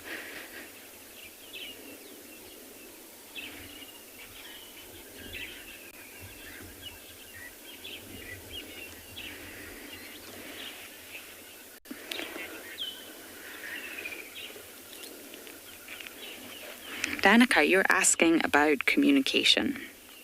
It's a very, very complicated question. Elephants can communicate in so many different ways.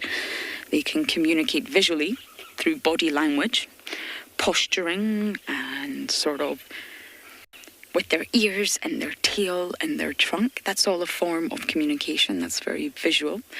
They can also communicate vocally through sort of loud trumpeting or even screeching and screaming. But they can also communicate through seismic communication. They can detect vibrations using very specialized mechanoreceptor cells that they have in the tips of their trunk and under the soles of their feet that detect vibrations. Now, it's not all sounds that can be heard by the human ear. Some of it are completely inaudible to us, and they will be communicating to one another in sounds of such a low frequency that we can't hear. We can't hear at all. Now, they do see, definitely, but their vision is said to be slightly short-sighted. So vision is not their primary sense that they do rely on. There's so many different ways that elephants communicate. And they call these sounds that we can't hear infrasounds. So they're possibly all talking right now, having a jolly good conversation, and we have no idea. Not only that, it travels great distances.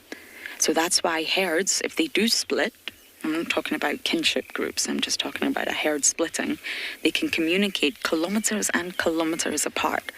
So they know where one another are, or what's the plans. We're heading to Treehouse Dam for a drink, I'll see you there.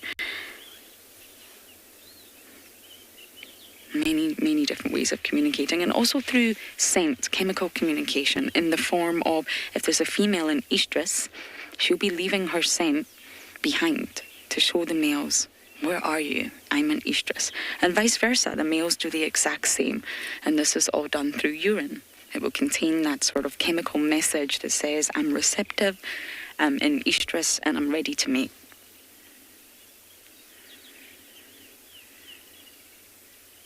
They're heading very rapidly into the drainage, apart from this female here.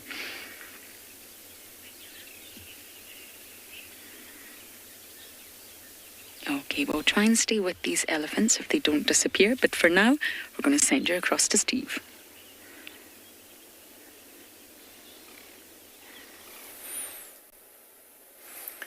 Welcome back to the confines of the dam cam final control, everybody, where it is very quiet on the dam cam this morning.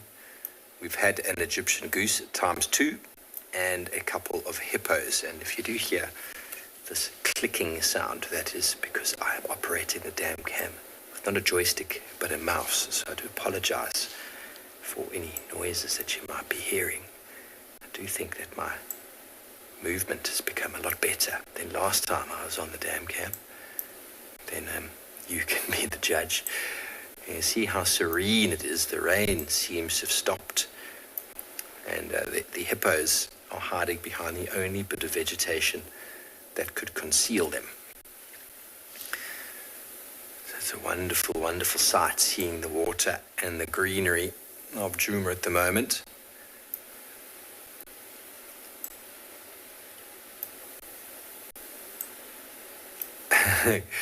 KG, I suppose the animal I like learning the most about is myself. I am on a journey for self-improvement and self-betterment, so I am learning about myself daily. But I'm sure that's not what you wanted to hear. Sure, you know so much about many of the animals around. I mean, I've learned a lot about many of them. I suppose spending time with cats, there's always something new to learn, because not everything has been written down in the books. But most of what we see, with especially our leopards, is something I'd really like to put together in some form of like a non-scientific publication.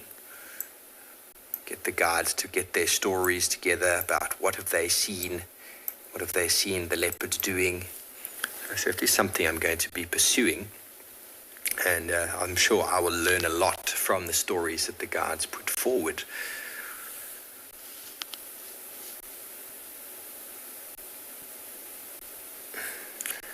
So the rain is still tiny bits of droplets falling there. And our hippos being very shy this morning.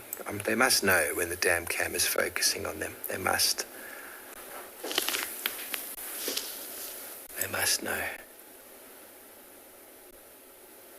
Oh, it was Asana's birthday just the other day, everybody, if you recall. And Asana used to love this little pan system over here. He used to spend our winter months sort of sitting around this pan here and hiding right here in these bushes.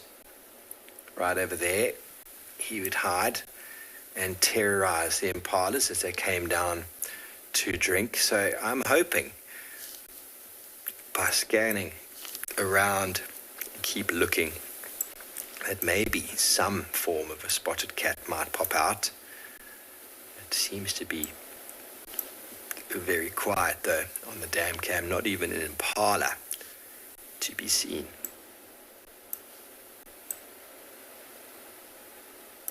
Very good. Well, Tswalu Kalahari is definitely having a lot more activity this morning. Let's send you back over to Kyle.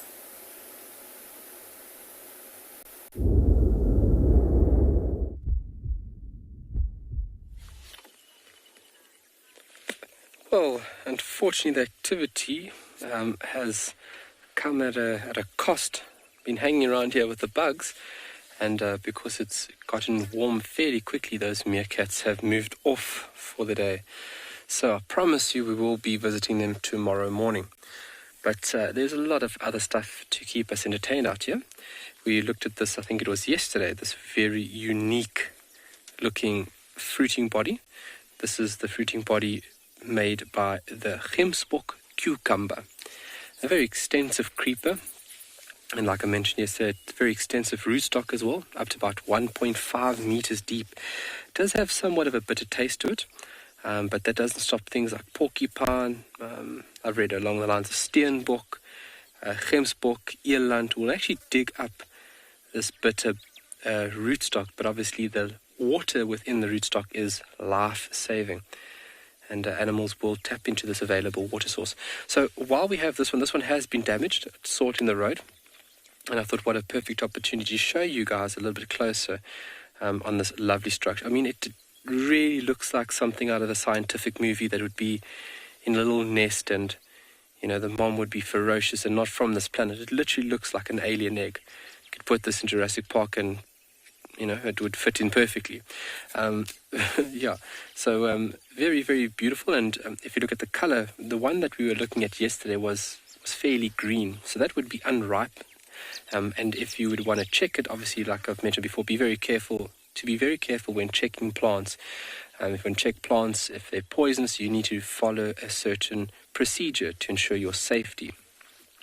So something like this, if it's green and unripe, it would give one a burning sensation around the mouth. So what I'm going to do is to show you how efficient this plant is at dispersal and making seeds. I'm just going to give it a little cut over here quickly.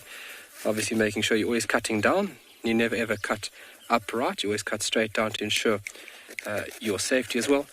And you want to use a structure like this over here just to thrust downwards when you are busy with things like this.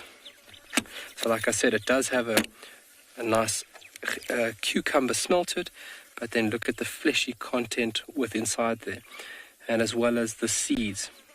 You can see the fly wanting to sit on there to extract a bit of moisture, but the amount of seeds is phenomenal, and this is the hopes of this fruiting body or vessel. You want somebody to consume this, and in the mix of things consume some of the seeds. You can see how many seeds there are, that you definitely will have a few seeds that are taken up. And then once going through the digestive tract, they are dispersed.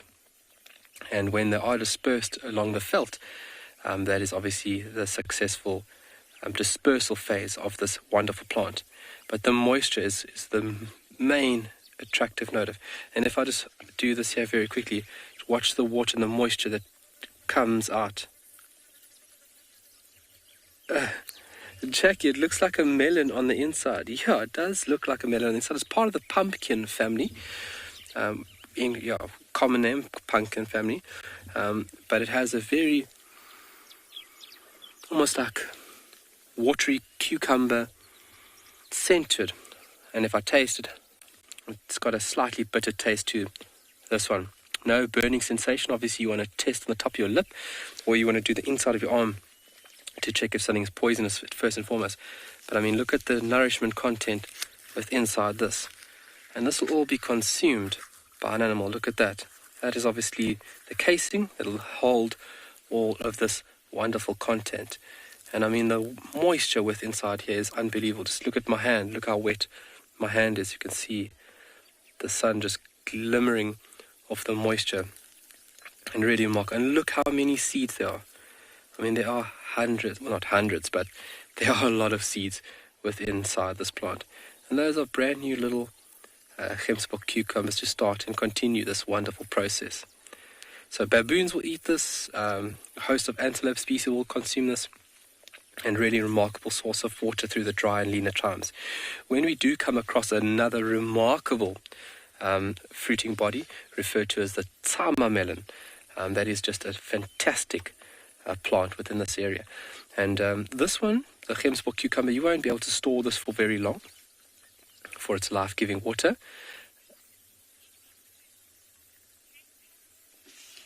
Jenny, it is fairly easy to remove from the casing. I mean, look how easily it splits out parts, and see those membranous, those filaments separating from the casing quite easy. I just put my finger around it and it just literally comes out. So we can make a fire. We can put this on the ashes just like this. It can be semi-roasted.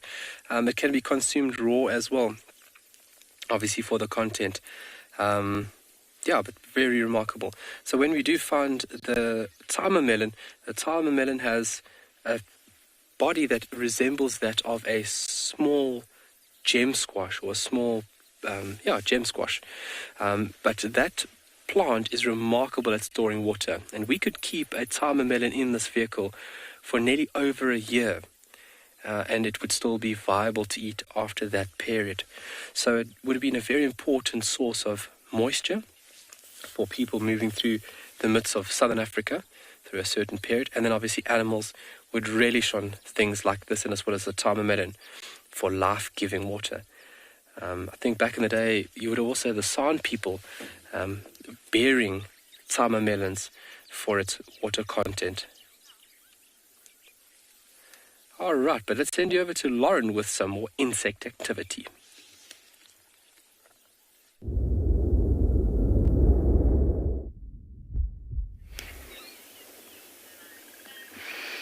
Lots of activity. Oh!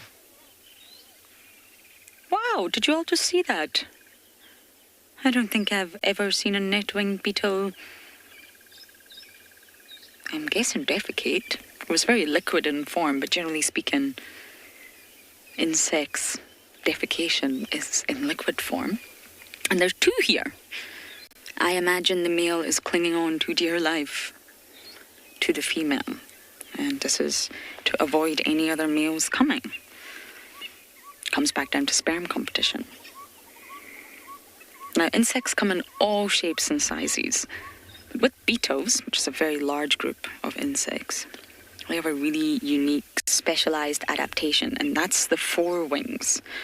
The forewings that sit on top, unfortunately, we're not getting the best view here because they are in the middle of mating, I believe. Oh, here's another one.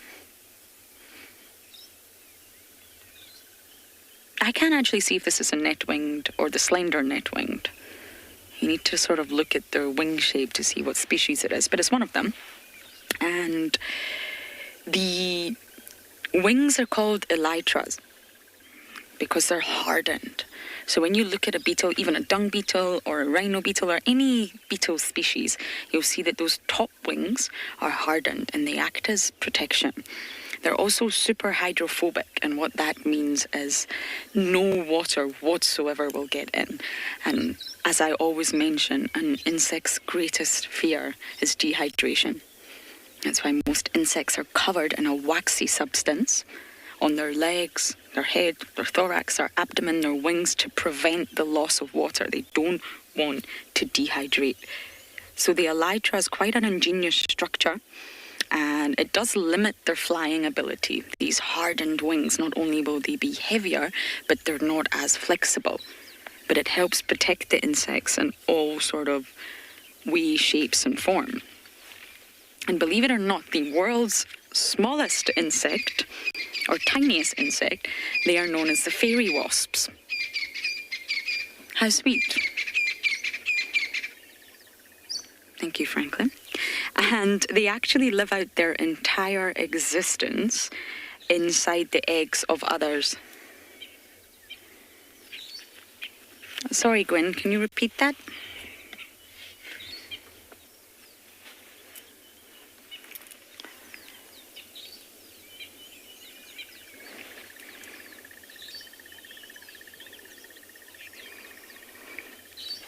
I think it's a slender, actually. Megan, you're saying it's a neat little critter. Yes, I love these beetles. You see that we're actually getting a perfect view of the elytra wings. You see that? The hardened ones that are orange and black at the bottom, aposematic coloration. And then on the inner part, you can see the softer wings. And this is a key characteristic of beetles. So the fairy wasps, they actually live their entire larval existence inside the eggs of other insects. So that just gives you an indication of how tiny they really are. That's the rain started. You can hear it on the rain roof. It doesn't appear too heavy though. And there's actually one fairy wasp called the Kikikihuna wasp, and it comes in at 0.16 millimeters.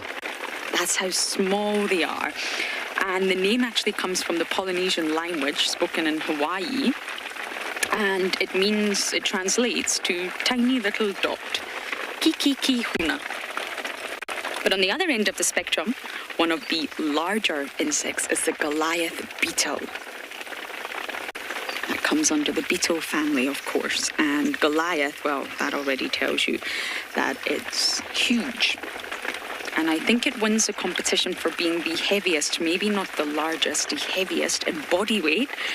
And it's only found in Africa, and it can weigh up to 100 grams. So can you imagine this little neck-winged beetle next to a Goliath beetle? Wow. They say that blackbirds also weigh 100 grams, so that just gives you an indication of how large these beetles really are. And the name Goliath comes from, well, it's a biblical reference, David and Goliath.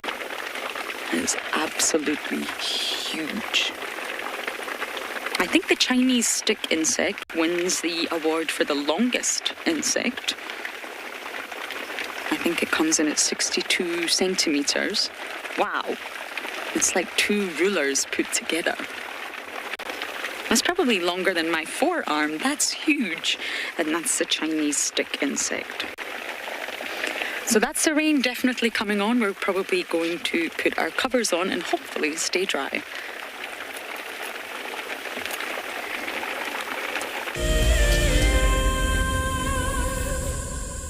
It's no secret that nature can heal. Some of our WildEarth viewers are finding solace in the outdoors close to their homes during lockdown. This is how I keep myself busy during lockdown. Beautiful little jumping spot.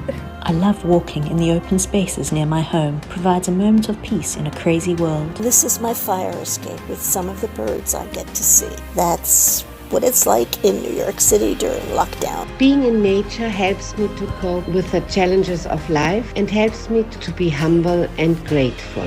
It's magical watching everything turn into a winter wonderland as the snow softly falls. Been doing lots of walking, dog walking, outside at parks. This is my Ridgeback Drake. Our little slice of paradise is a provincial park called Hopewell Ross. Connecting with nature is critical to stay positive during these tough times. WildEarth encourages you all to find time to escape to nature. My name is Lauren, and I'm currently working in Djuma Private Game Reserve here in South Africa.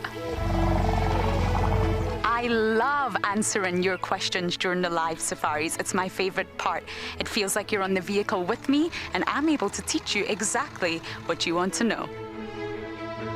If you want to ask a question on WildEarth, then you need to register on our website.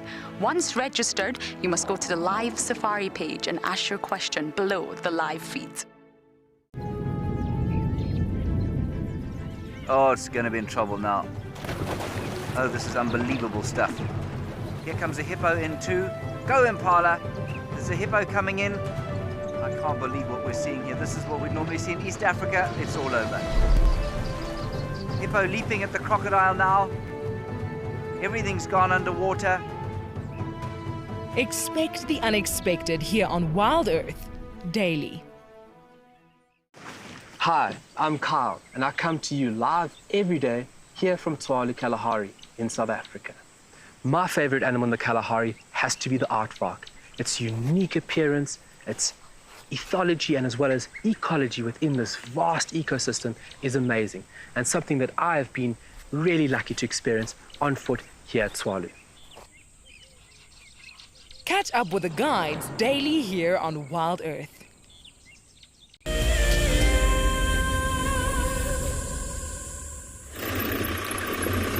Well, you are back on board here with myself and Morgan. We are just cruising very slowly towards a pan. The roads look fairly quiet after last night.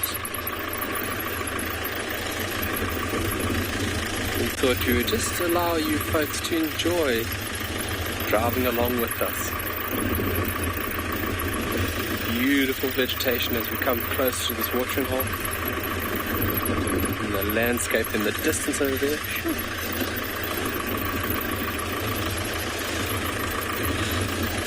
The heat of the day is starting to set in. There's still the coolness of last night lingering about, but that'll soon be lost with the strength and the power of that sun, and starts to rise higher and higher. Sorry, little dove.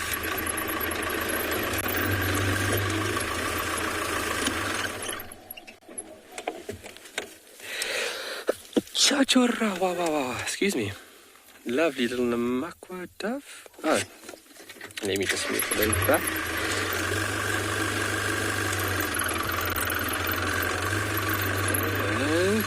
There he is. Oh, he's walking away from us.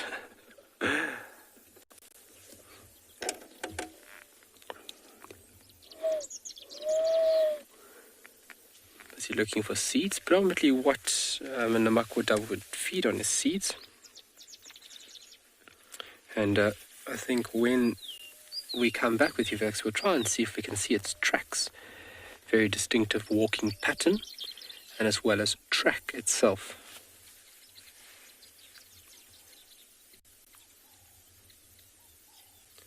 Doves normally walk in a pattern to which they look almost intoxicated. They walk in a very squiggly, ununiform manner. And this is a male moving across the screen there now.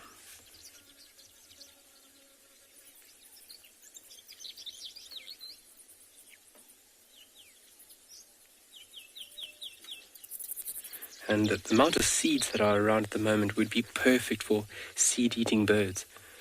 So from the grasses and little forbs that will be seeding, this is a very important food source for birds such as this. It would be, you rely on almost an exclusive diet of tiny seeds. Corn cricket crossing the road.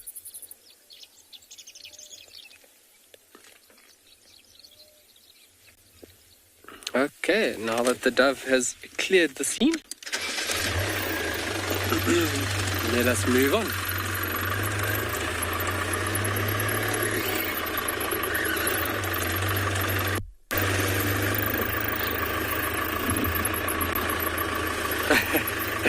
It does have tiny little legs, and that tiny leg structure will give you a very close foot position within the sand.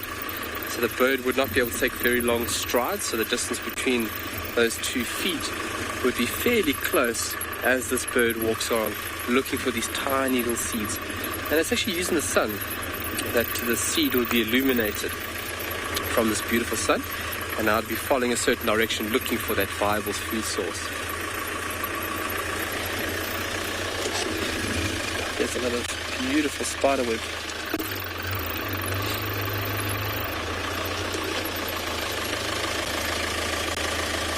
See it there, Morgan?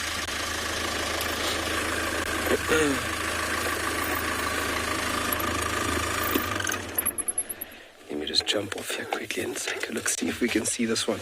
The sun is at a very sharp angle. You got it. Right here. Tiny, tiny, tiny little individual. And that is minute.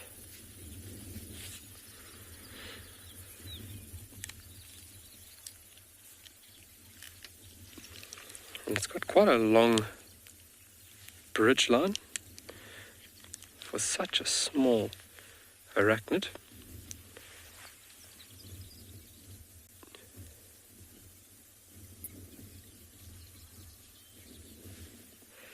Trevor, so Tswalu will stay green. So around March, the colours are really starting to change. And you'd find that a lot of the ground cover is really starting to change colour. So March, you'll start having the onset of this full colour change. And then in the midst of winter, that's when the colours are totally different out here. That's when you would typically see the true Kalahari colours, where you have this beautiful uniform brown, and then with trees, some trees still remaining green. But yeah, so we are obviously going through Feb now. So midst of March, we'll start losing a bit of this beautiful, vibrant green tinge and start seeping into the winter coat for Tswalu. And what a beautiful transformation, and something to witness as well. Really, really lovely. That's a very, very tiny little spider. Sure. Lovely to see something so small. I wouldn't even know where to start, to be honest with you. A small arachnid. In terms of species or family group, I would be taking a shot in the dark. Literally. Oopsie. Oops. Sorry. That was actually my fault there. Sorry about that little spider. My pants got caught on the end of the bark branch over here and it actually pulled the little shrub down. Alrighty. Let us maybe push on over here. Let's see what we can go find at this lovely pan. Sorry about that.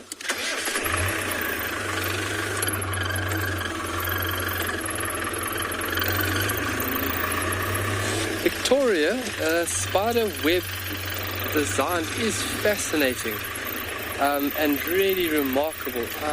I can spend hours just looking at the colors seen within spider webs.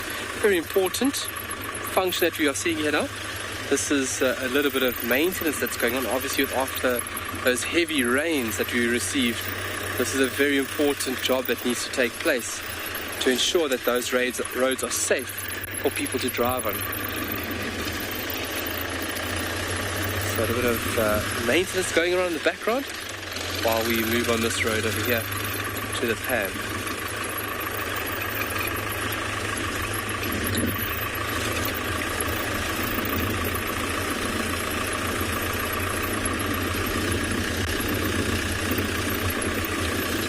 So we're coming up to the pan here just on our right hand side. We're going to cross a beautiful sociable weaverness, and one that's got a very upright position, or structure.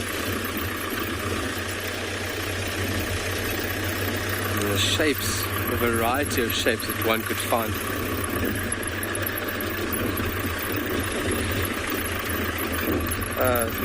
Structure is varied across the board. This is one of my favorite nests to look at, and one where I found a lot of snake activity. I found countless cobras in this lovely large structure.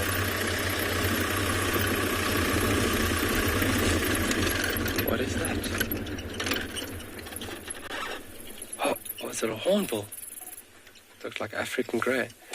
And that is a very impressive nest there. Morgan? Top left-hand corner, the next camel thorn in the road, just go to the top left-hand corner, you're going to see a bird there. That's it, punch in. In, go for it, lovely. In a bit more,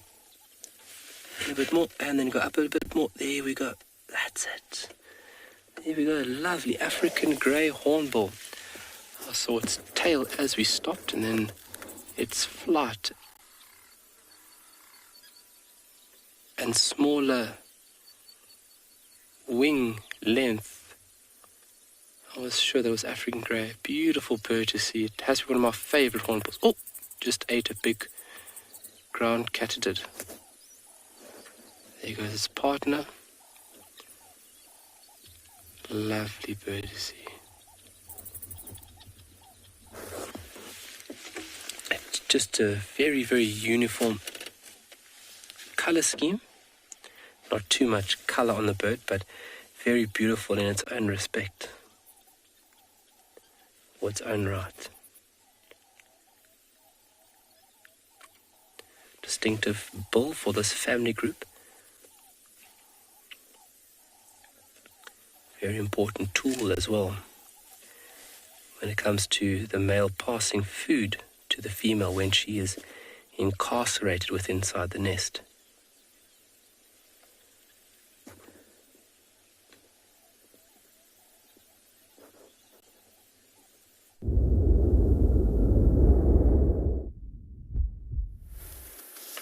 Really incredible, those sociable weaver nests, everybody. I spent a bit of time up in Namibia where I saw one of them, and they are incredible. And it's often a very, very popular question in the Fugaza Level 1 exams. And those of you out there looking to write your Fugaza Level 1 exams, what is the largest nest built by a group of birds in southern Africa? And it is the sociable weaver nest. And then they word the question slightly differently. What is the largest nest built by a pair of birds? And you've all seen that as well in the form of the hammerkop. And we've also seen these fellows here, Egyptian geese, nesting on top of hammerkop nests. I've also seen giant eagle owls nesting on the top of hammerkop nests. So hammerkop's very industrious in their building. And obviously if someone makes a very nice property and you are big enough to steal it from him, well, that is life, isn't it? That is life. Rains seem to have abated for now, but there seems to be coming and going, everybody. Coming and going.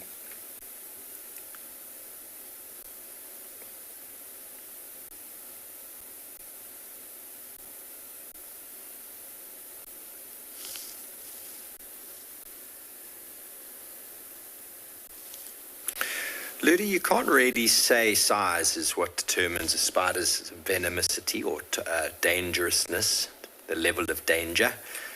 There are 6 spiders of medical importance in South Africa, and they're all of different sizes. The baboon spider is regarded as medically important due to the fact that it can bite you and it's painful, but it's not really medically important. But then a violin spider is a very dainty, smallish spider that is quite small, dainty, but then it's equivalent to a couple of the other spiders, the black widow or the brown and the brown and the black button spiders.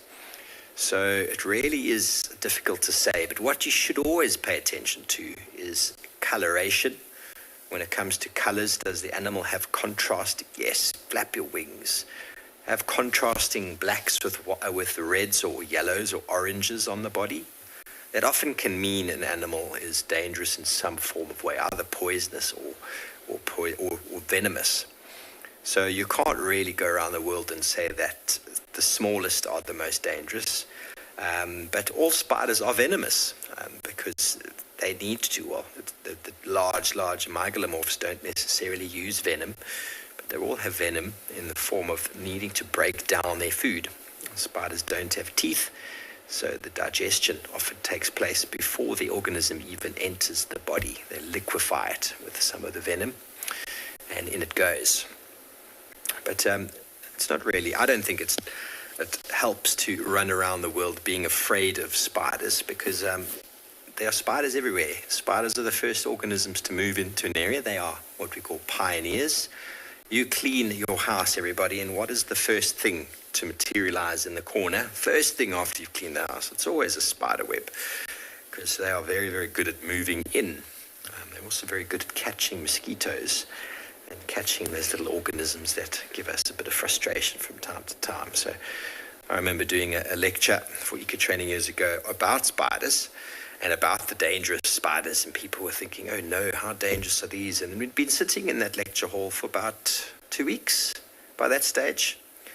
And then I said, okay, so is anybody still afraid of spiders? Has anybody been bitten by a spider? And they said, no. I said, okay, stand up. Everybody stood up, and I said, turn over your chair that you're sitting on. And everybody turned over the chair, and everybody found at least 2 or 3 brown button spiders or black button spider underneath the chair they've been sitting on for 2 weeks. So these things aren't out to get us, everybody. They aren't necessarily out to attack you. So having a fear of spiders, I'm not saying it's unjustifiable, but I'm just saying that we can't run around being afraid of these things.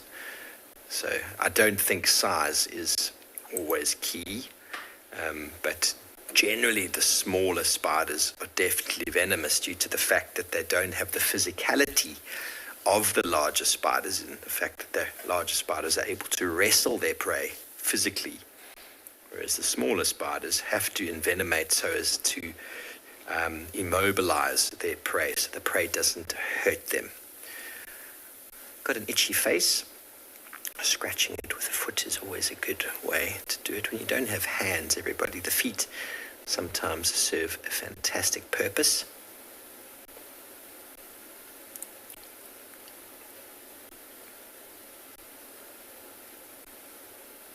Okay, well, the rains in Djuma seems to have stopped. Let's go see if Lauren has managed to stay dry.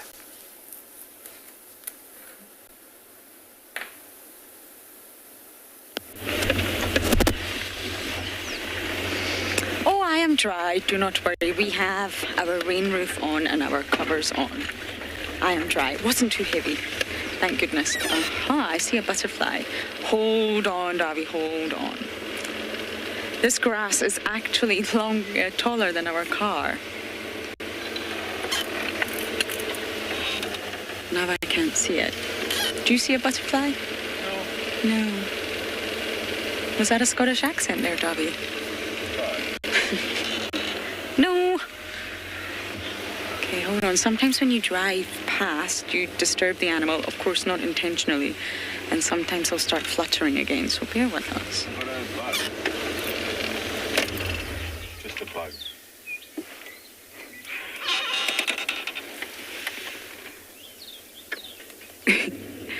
That's a lot of lovely grass there, Davy.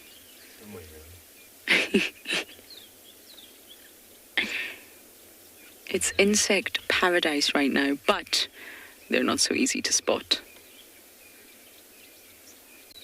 Sadly, we may have lost our butterfly.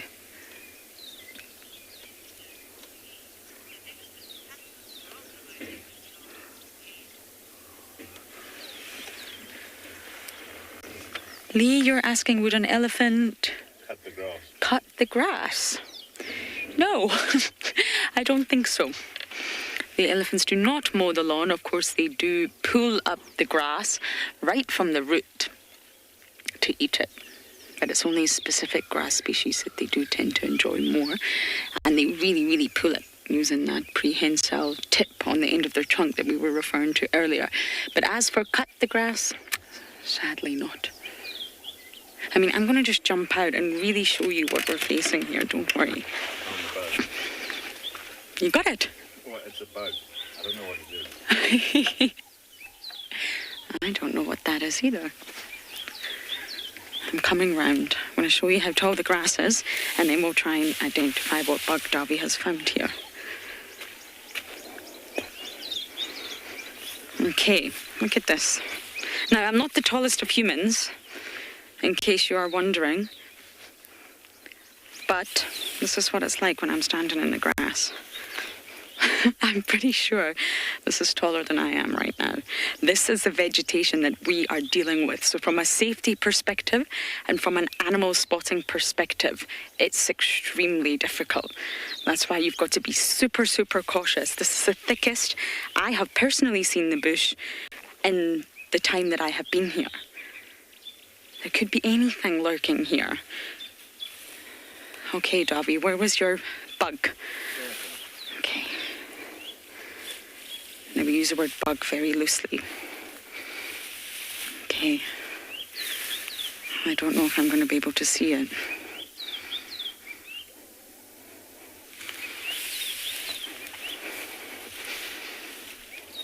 Aha, got it. Okay, let's take a look at you.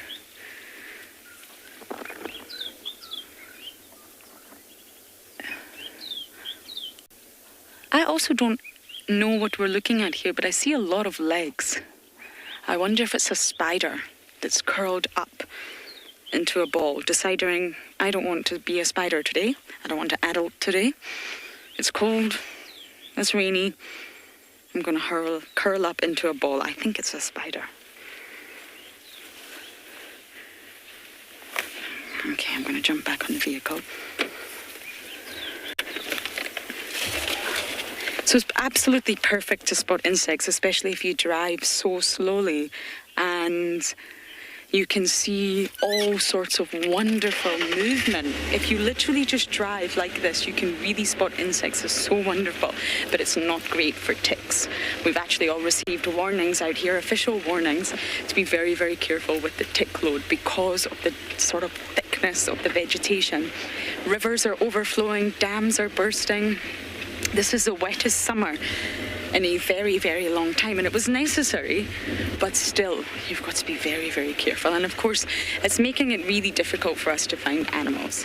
We love the challenge, but you just cannot see. The vegetation is that thick. And that's why they call it the green season after all.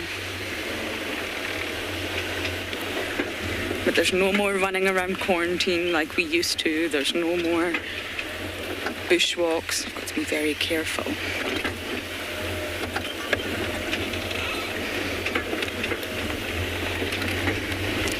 Okay, so we are going to head back to quarantine. We're a bit limited in our areas today, but at least quarantine is an extremely productive area for us. We're very lucky to have quarantine right outside our camp. It's just a big open clearing. That's all it is. There has a lot of history there as well. And there's a lot of animal movement. I did check the hyena den earlier. I think I forgot to update you all on that, and it wasn't active. But I think the afternoons, the sunset safari is far better for hyena den action. So hopefully this afternoon we'll be able to catch up with Ntima and gang.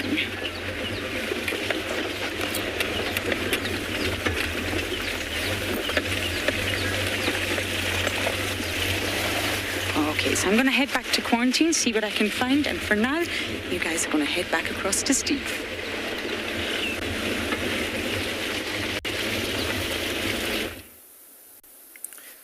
Well, it is very dense out there, and indeed we have been given all sorts of warnings with regards to the ticks, but not necessarily just the ticks, with regards to a lot of the diseases that are potentially going to be flowing around in the animal populations coming up. There's been an announcement given to the Sabi Sands about arbovirus, notification for summer and autumn of 2021. There are going to be huge amounts of population spikes of arthropods, as you've seen, and specifically disease vectors such as midges and mosquitoes. And the Mpumalanga State Vets are expecting a huge increase in incidences of arbovirus in the coming months. These are generally diseases such as Rift Valley fever, West Nile virus, Middleburg virus, Shuni, African horse sickness, etc. So we need to pay attention to the animals. The animals will be affected and will show signs and symptoms, and many of these viruses are quite sort of transferable to humans as well. So things that can happen with animals: sudden death, massive hemorrhages, abortions, so lots of animals aborting their babies, very nervous sort of signals or signs, off balance, paddling or paralysis, birth defects with regards to limbs and body function of certain babies, and then weak or dying lambs. So these are things that come up every now and again, and obviously because of the vectors, meaning the organisms that transfer the disease. So it's quite common, everybody. We go through periods of huge droughts and then periods of huge abundance, but with abundance often comes disease. Often you get disease in the dry times as well, but sometimes the disease actually comes through with the vectors themselves. So they're often in the population anyway. But you'll see huge populations of these vectors booming in the coming months. And that's also why it's important to pay attention to the behavior of the animals as we go forward. But many of the bird species that we have coming in, many of the birds flying in, are actually here to feed on many of the insect species that we've spoken about. It's why in our summer months we get so many migratory birds, because of the booming sort of insect populations. You don't see many birds flying off. There we go, that woodland kingfisher just took off. You don't see many birds migrating into South Africa from Europe and North Africa to feed on grass seeds. No, not specifically. They're here for the insects.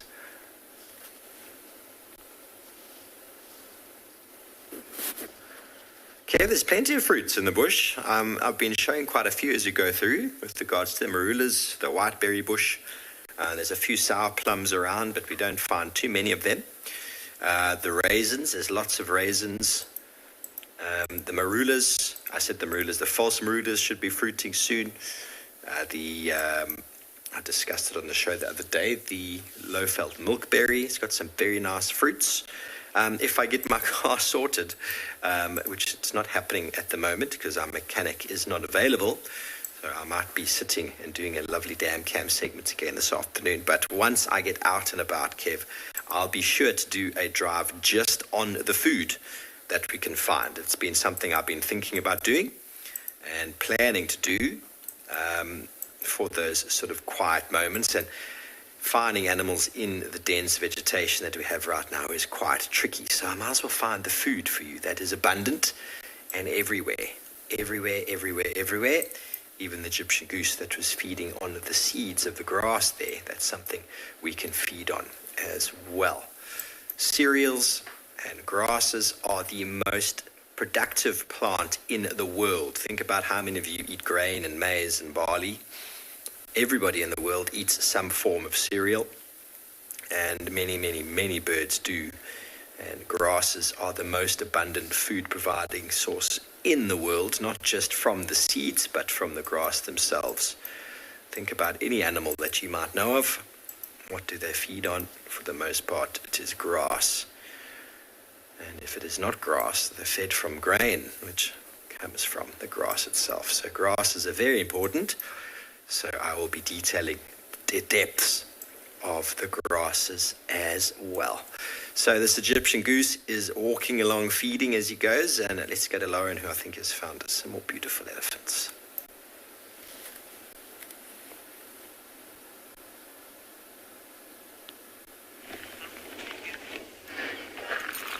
I have found something very elegant indeed, known as the elegante grasshopper, perfectly positioned on our dashboard. For some reason, the insects, I don't know what it is about me, but I'm able to get very close to them, and including dragonflies, butterflies, and bring them here so we're able to have the most fantastic views of them. Now, this is elegant grasshopper, of course, one of the larger species we get out here. And you can see that huge hind leg is completely out of proportion. It's almost awkward against a body, but it has really specialized muscles. It's not the leg itself, it's the muscles inside the leg that allow it to propel into the air to jump away from predators. Hence, well, they're called elegant grasshoppers, but I can assure you they're not elegant at flying. They're actually terrible flyers, especially the males. They can fly, but not far. They're not good at it. Their speciality, their unique speciality, is their hind legs. The power that they're able to generate that creates a great distance for them to travel. And almost like flying fish in a way, they don't really determine the direction that they're going to jump. It's an immediate response, fight or flight if you like, and they just jump out of the way of the predator. They have no control really to where they're going to end up, and this is a huge problem in the ocean as well with the likes of flying fish. So you'll be on these sort of local boats in the Maldives, and all of a sudden a flying fish will slap you in the face, and it's not pleasant because they have the power and they have the specialized appendages in the form of adapted fins to act like wings that propels them through the air, but they can't control where they're going to land, and very often it's in your face or in the boats, and you have to scramble and try and pick up a very slimy, rapidly moving fish to get it back into the ocean. And it's a similar thing with grasshoppers. They don't have much control over where they're going to land, but they just know, I gotta get out of here, I gotta jump. And they do it. And they do it so well. It's very difficult to catch a grasshopper. But somehow they're, well, I don't know why they let me get so close to them.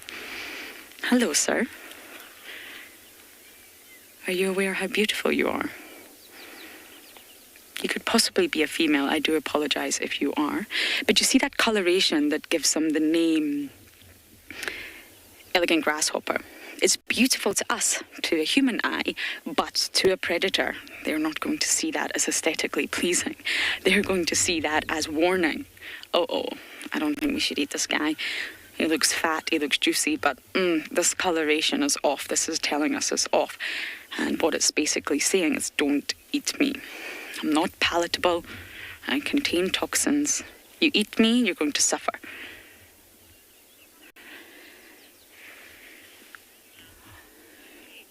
Lucy, you're saying it looks so fragile.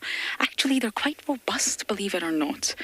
I'd quite like to put my hand up next to it so you can get a size indication, but I'm a little, this is going to go one of two ways. Shall we try? Yeah. Hello, little one. Oh, there's another thing on the steering wheel. Oh, wow. Look at that two-shot. This is the insect card. This is another... Is it a grasshopper or a mantis? I can't see from where I am right now. I've jumped off the car. But yes, they're actually very, very robust to grasshoppers. Big, big bodies, big fat bodies, and a really hard exoskeleton. So insects don't have a skeleton like us, an endoskeleton. Oh, bye. Is that our moment over? Okay. Their skeleton is on the outside. So that means there's not much structure on the inside like us. Everything is sort of sloshing around, shall we say. The blood, at least, the hemolymph, they don't have blood like ours. They don't have a network of veins and arteries and capillaries. The blood is just sloshing around there. And that's why when you accidentally kill a bug, I hope no one kills one intentionally, it's a yellow liquid that comes out. It's not red. The blood does not contain iron because the oxygen delivery method is entirely different. They don't have a system like ours. So they don't need to have that skeleton. It's on the outside. And it protects them. Are you going to drive us home? I'm more than happy if you do. It's dancing. Why not? When the weather is miserable and you've been rained on, why not dance? But can you see how awkward those hind legs look? It almost looks like it's doing a very bizarre yoga pose.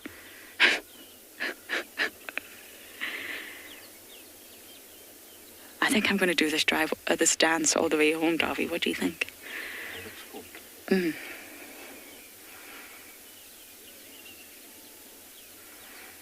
But not all animals in the animal kingdom have red blood.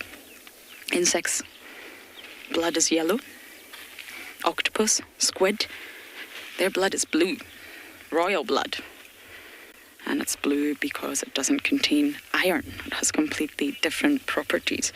We just think that everybody's blood is red because ours is. I'm going to try and get this grasshopper off my car, and hopefully we can find some other insects for you.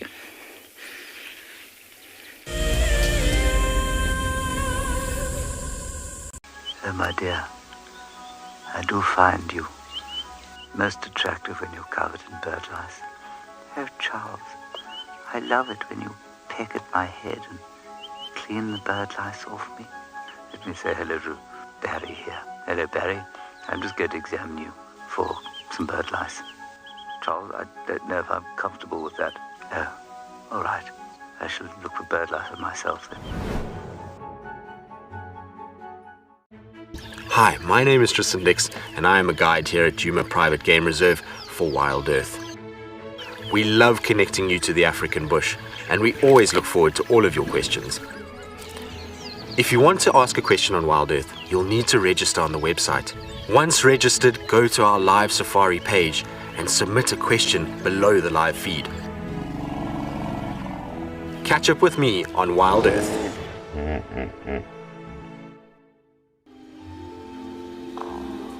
Goodness, look at its wobbly legs. Oh, I don't believe it. I can't believe we've actually seen it. Oh my goodness. Oh, careful, careful, careful. Oh no. Oh, it's okay, little one. Okay. Expect the unexpected here on WildEarth daily. Hi, I'm Mike Anderson, and I come to you live every day from Eco Training Pridelands Conservancy in South Africa.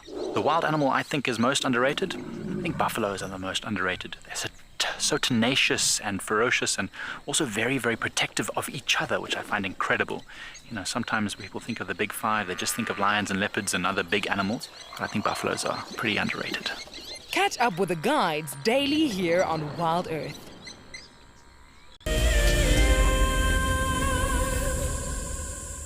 I need to come and see what it is.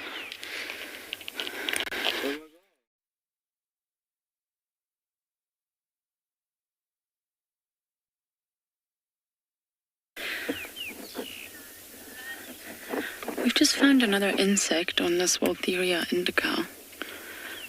But I'm going to be very honest with you right now and say I don't quite know what it is. I'm not sure. It's very small, potentially a grasshopper, maybe a mantis. I think I'm going to get out the vehicle, Davi, and just go a little bit closer and see if I can identify what it is. Oh, I do miss bushwalks. Oh, there's lots of elegance here. This must be the place to be if you're an elegant grasshopper. Look at that one.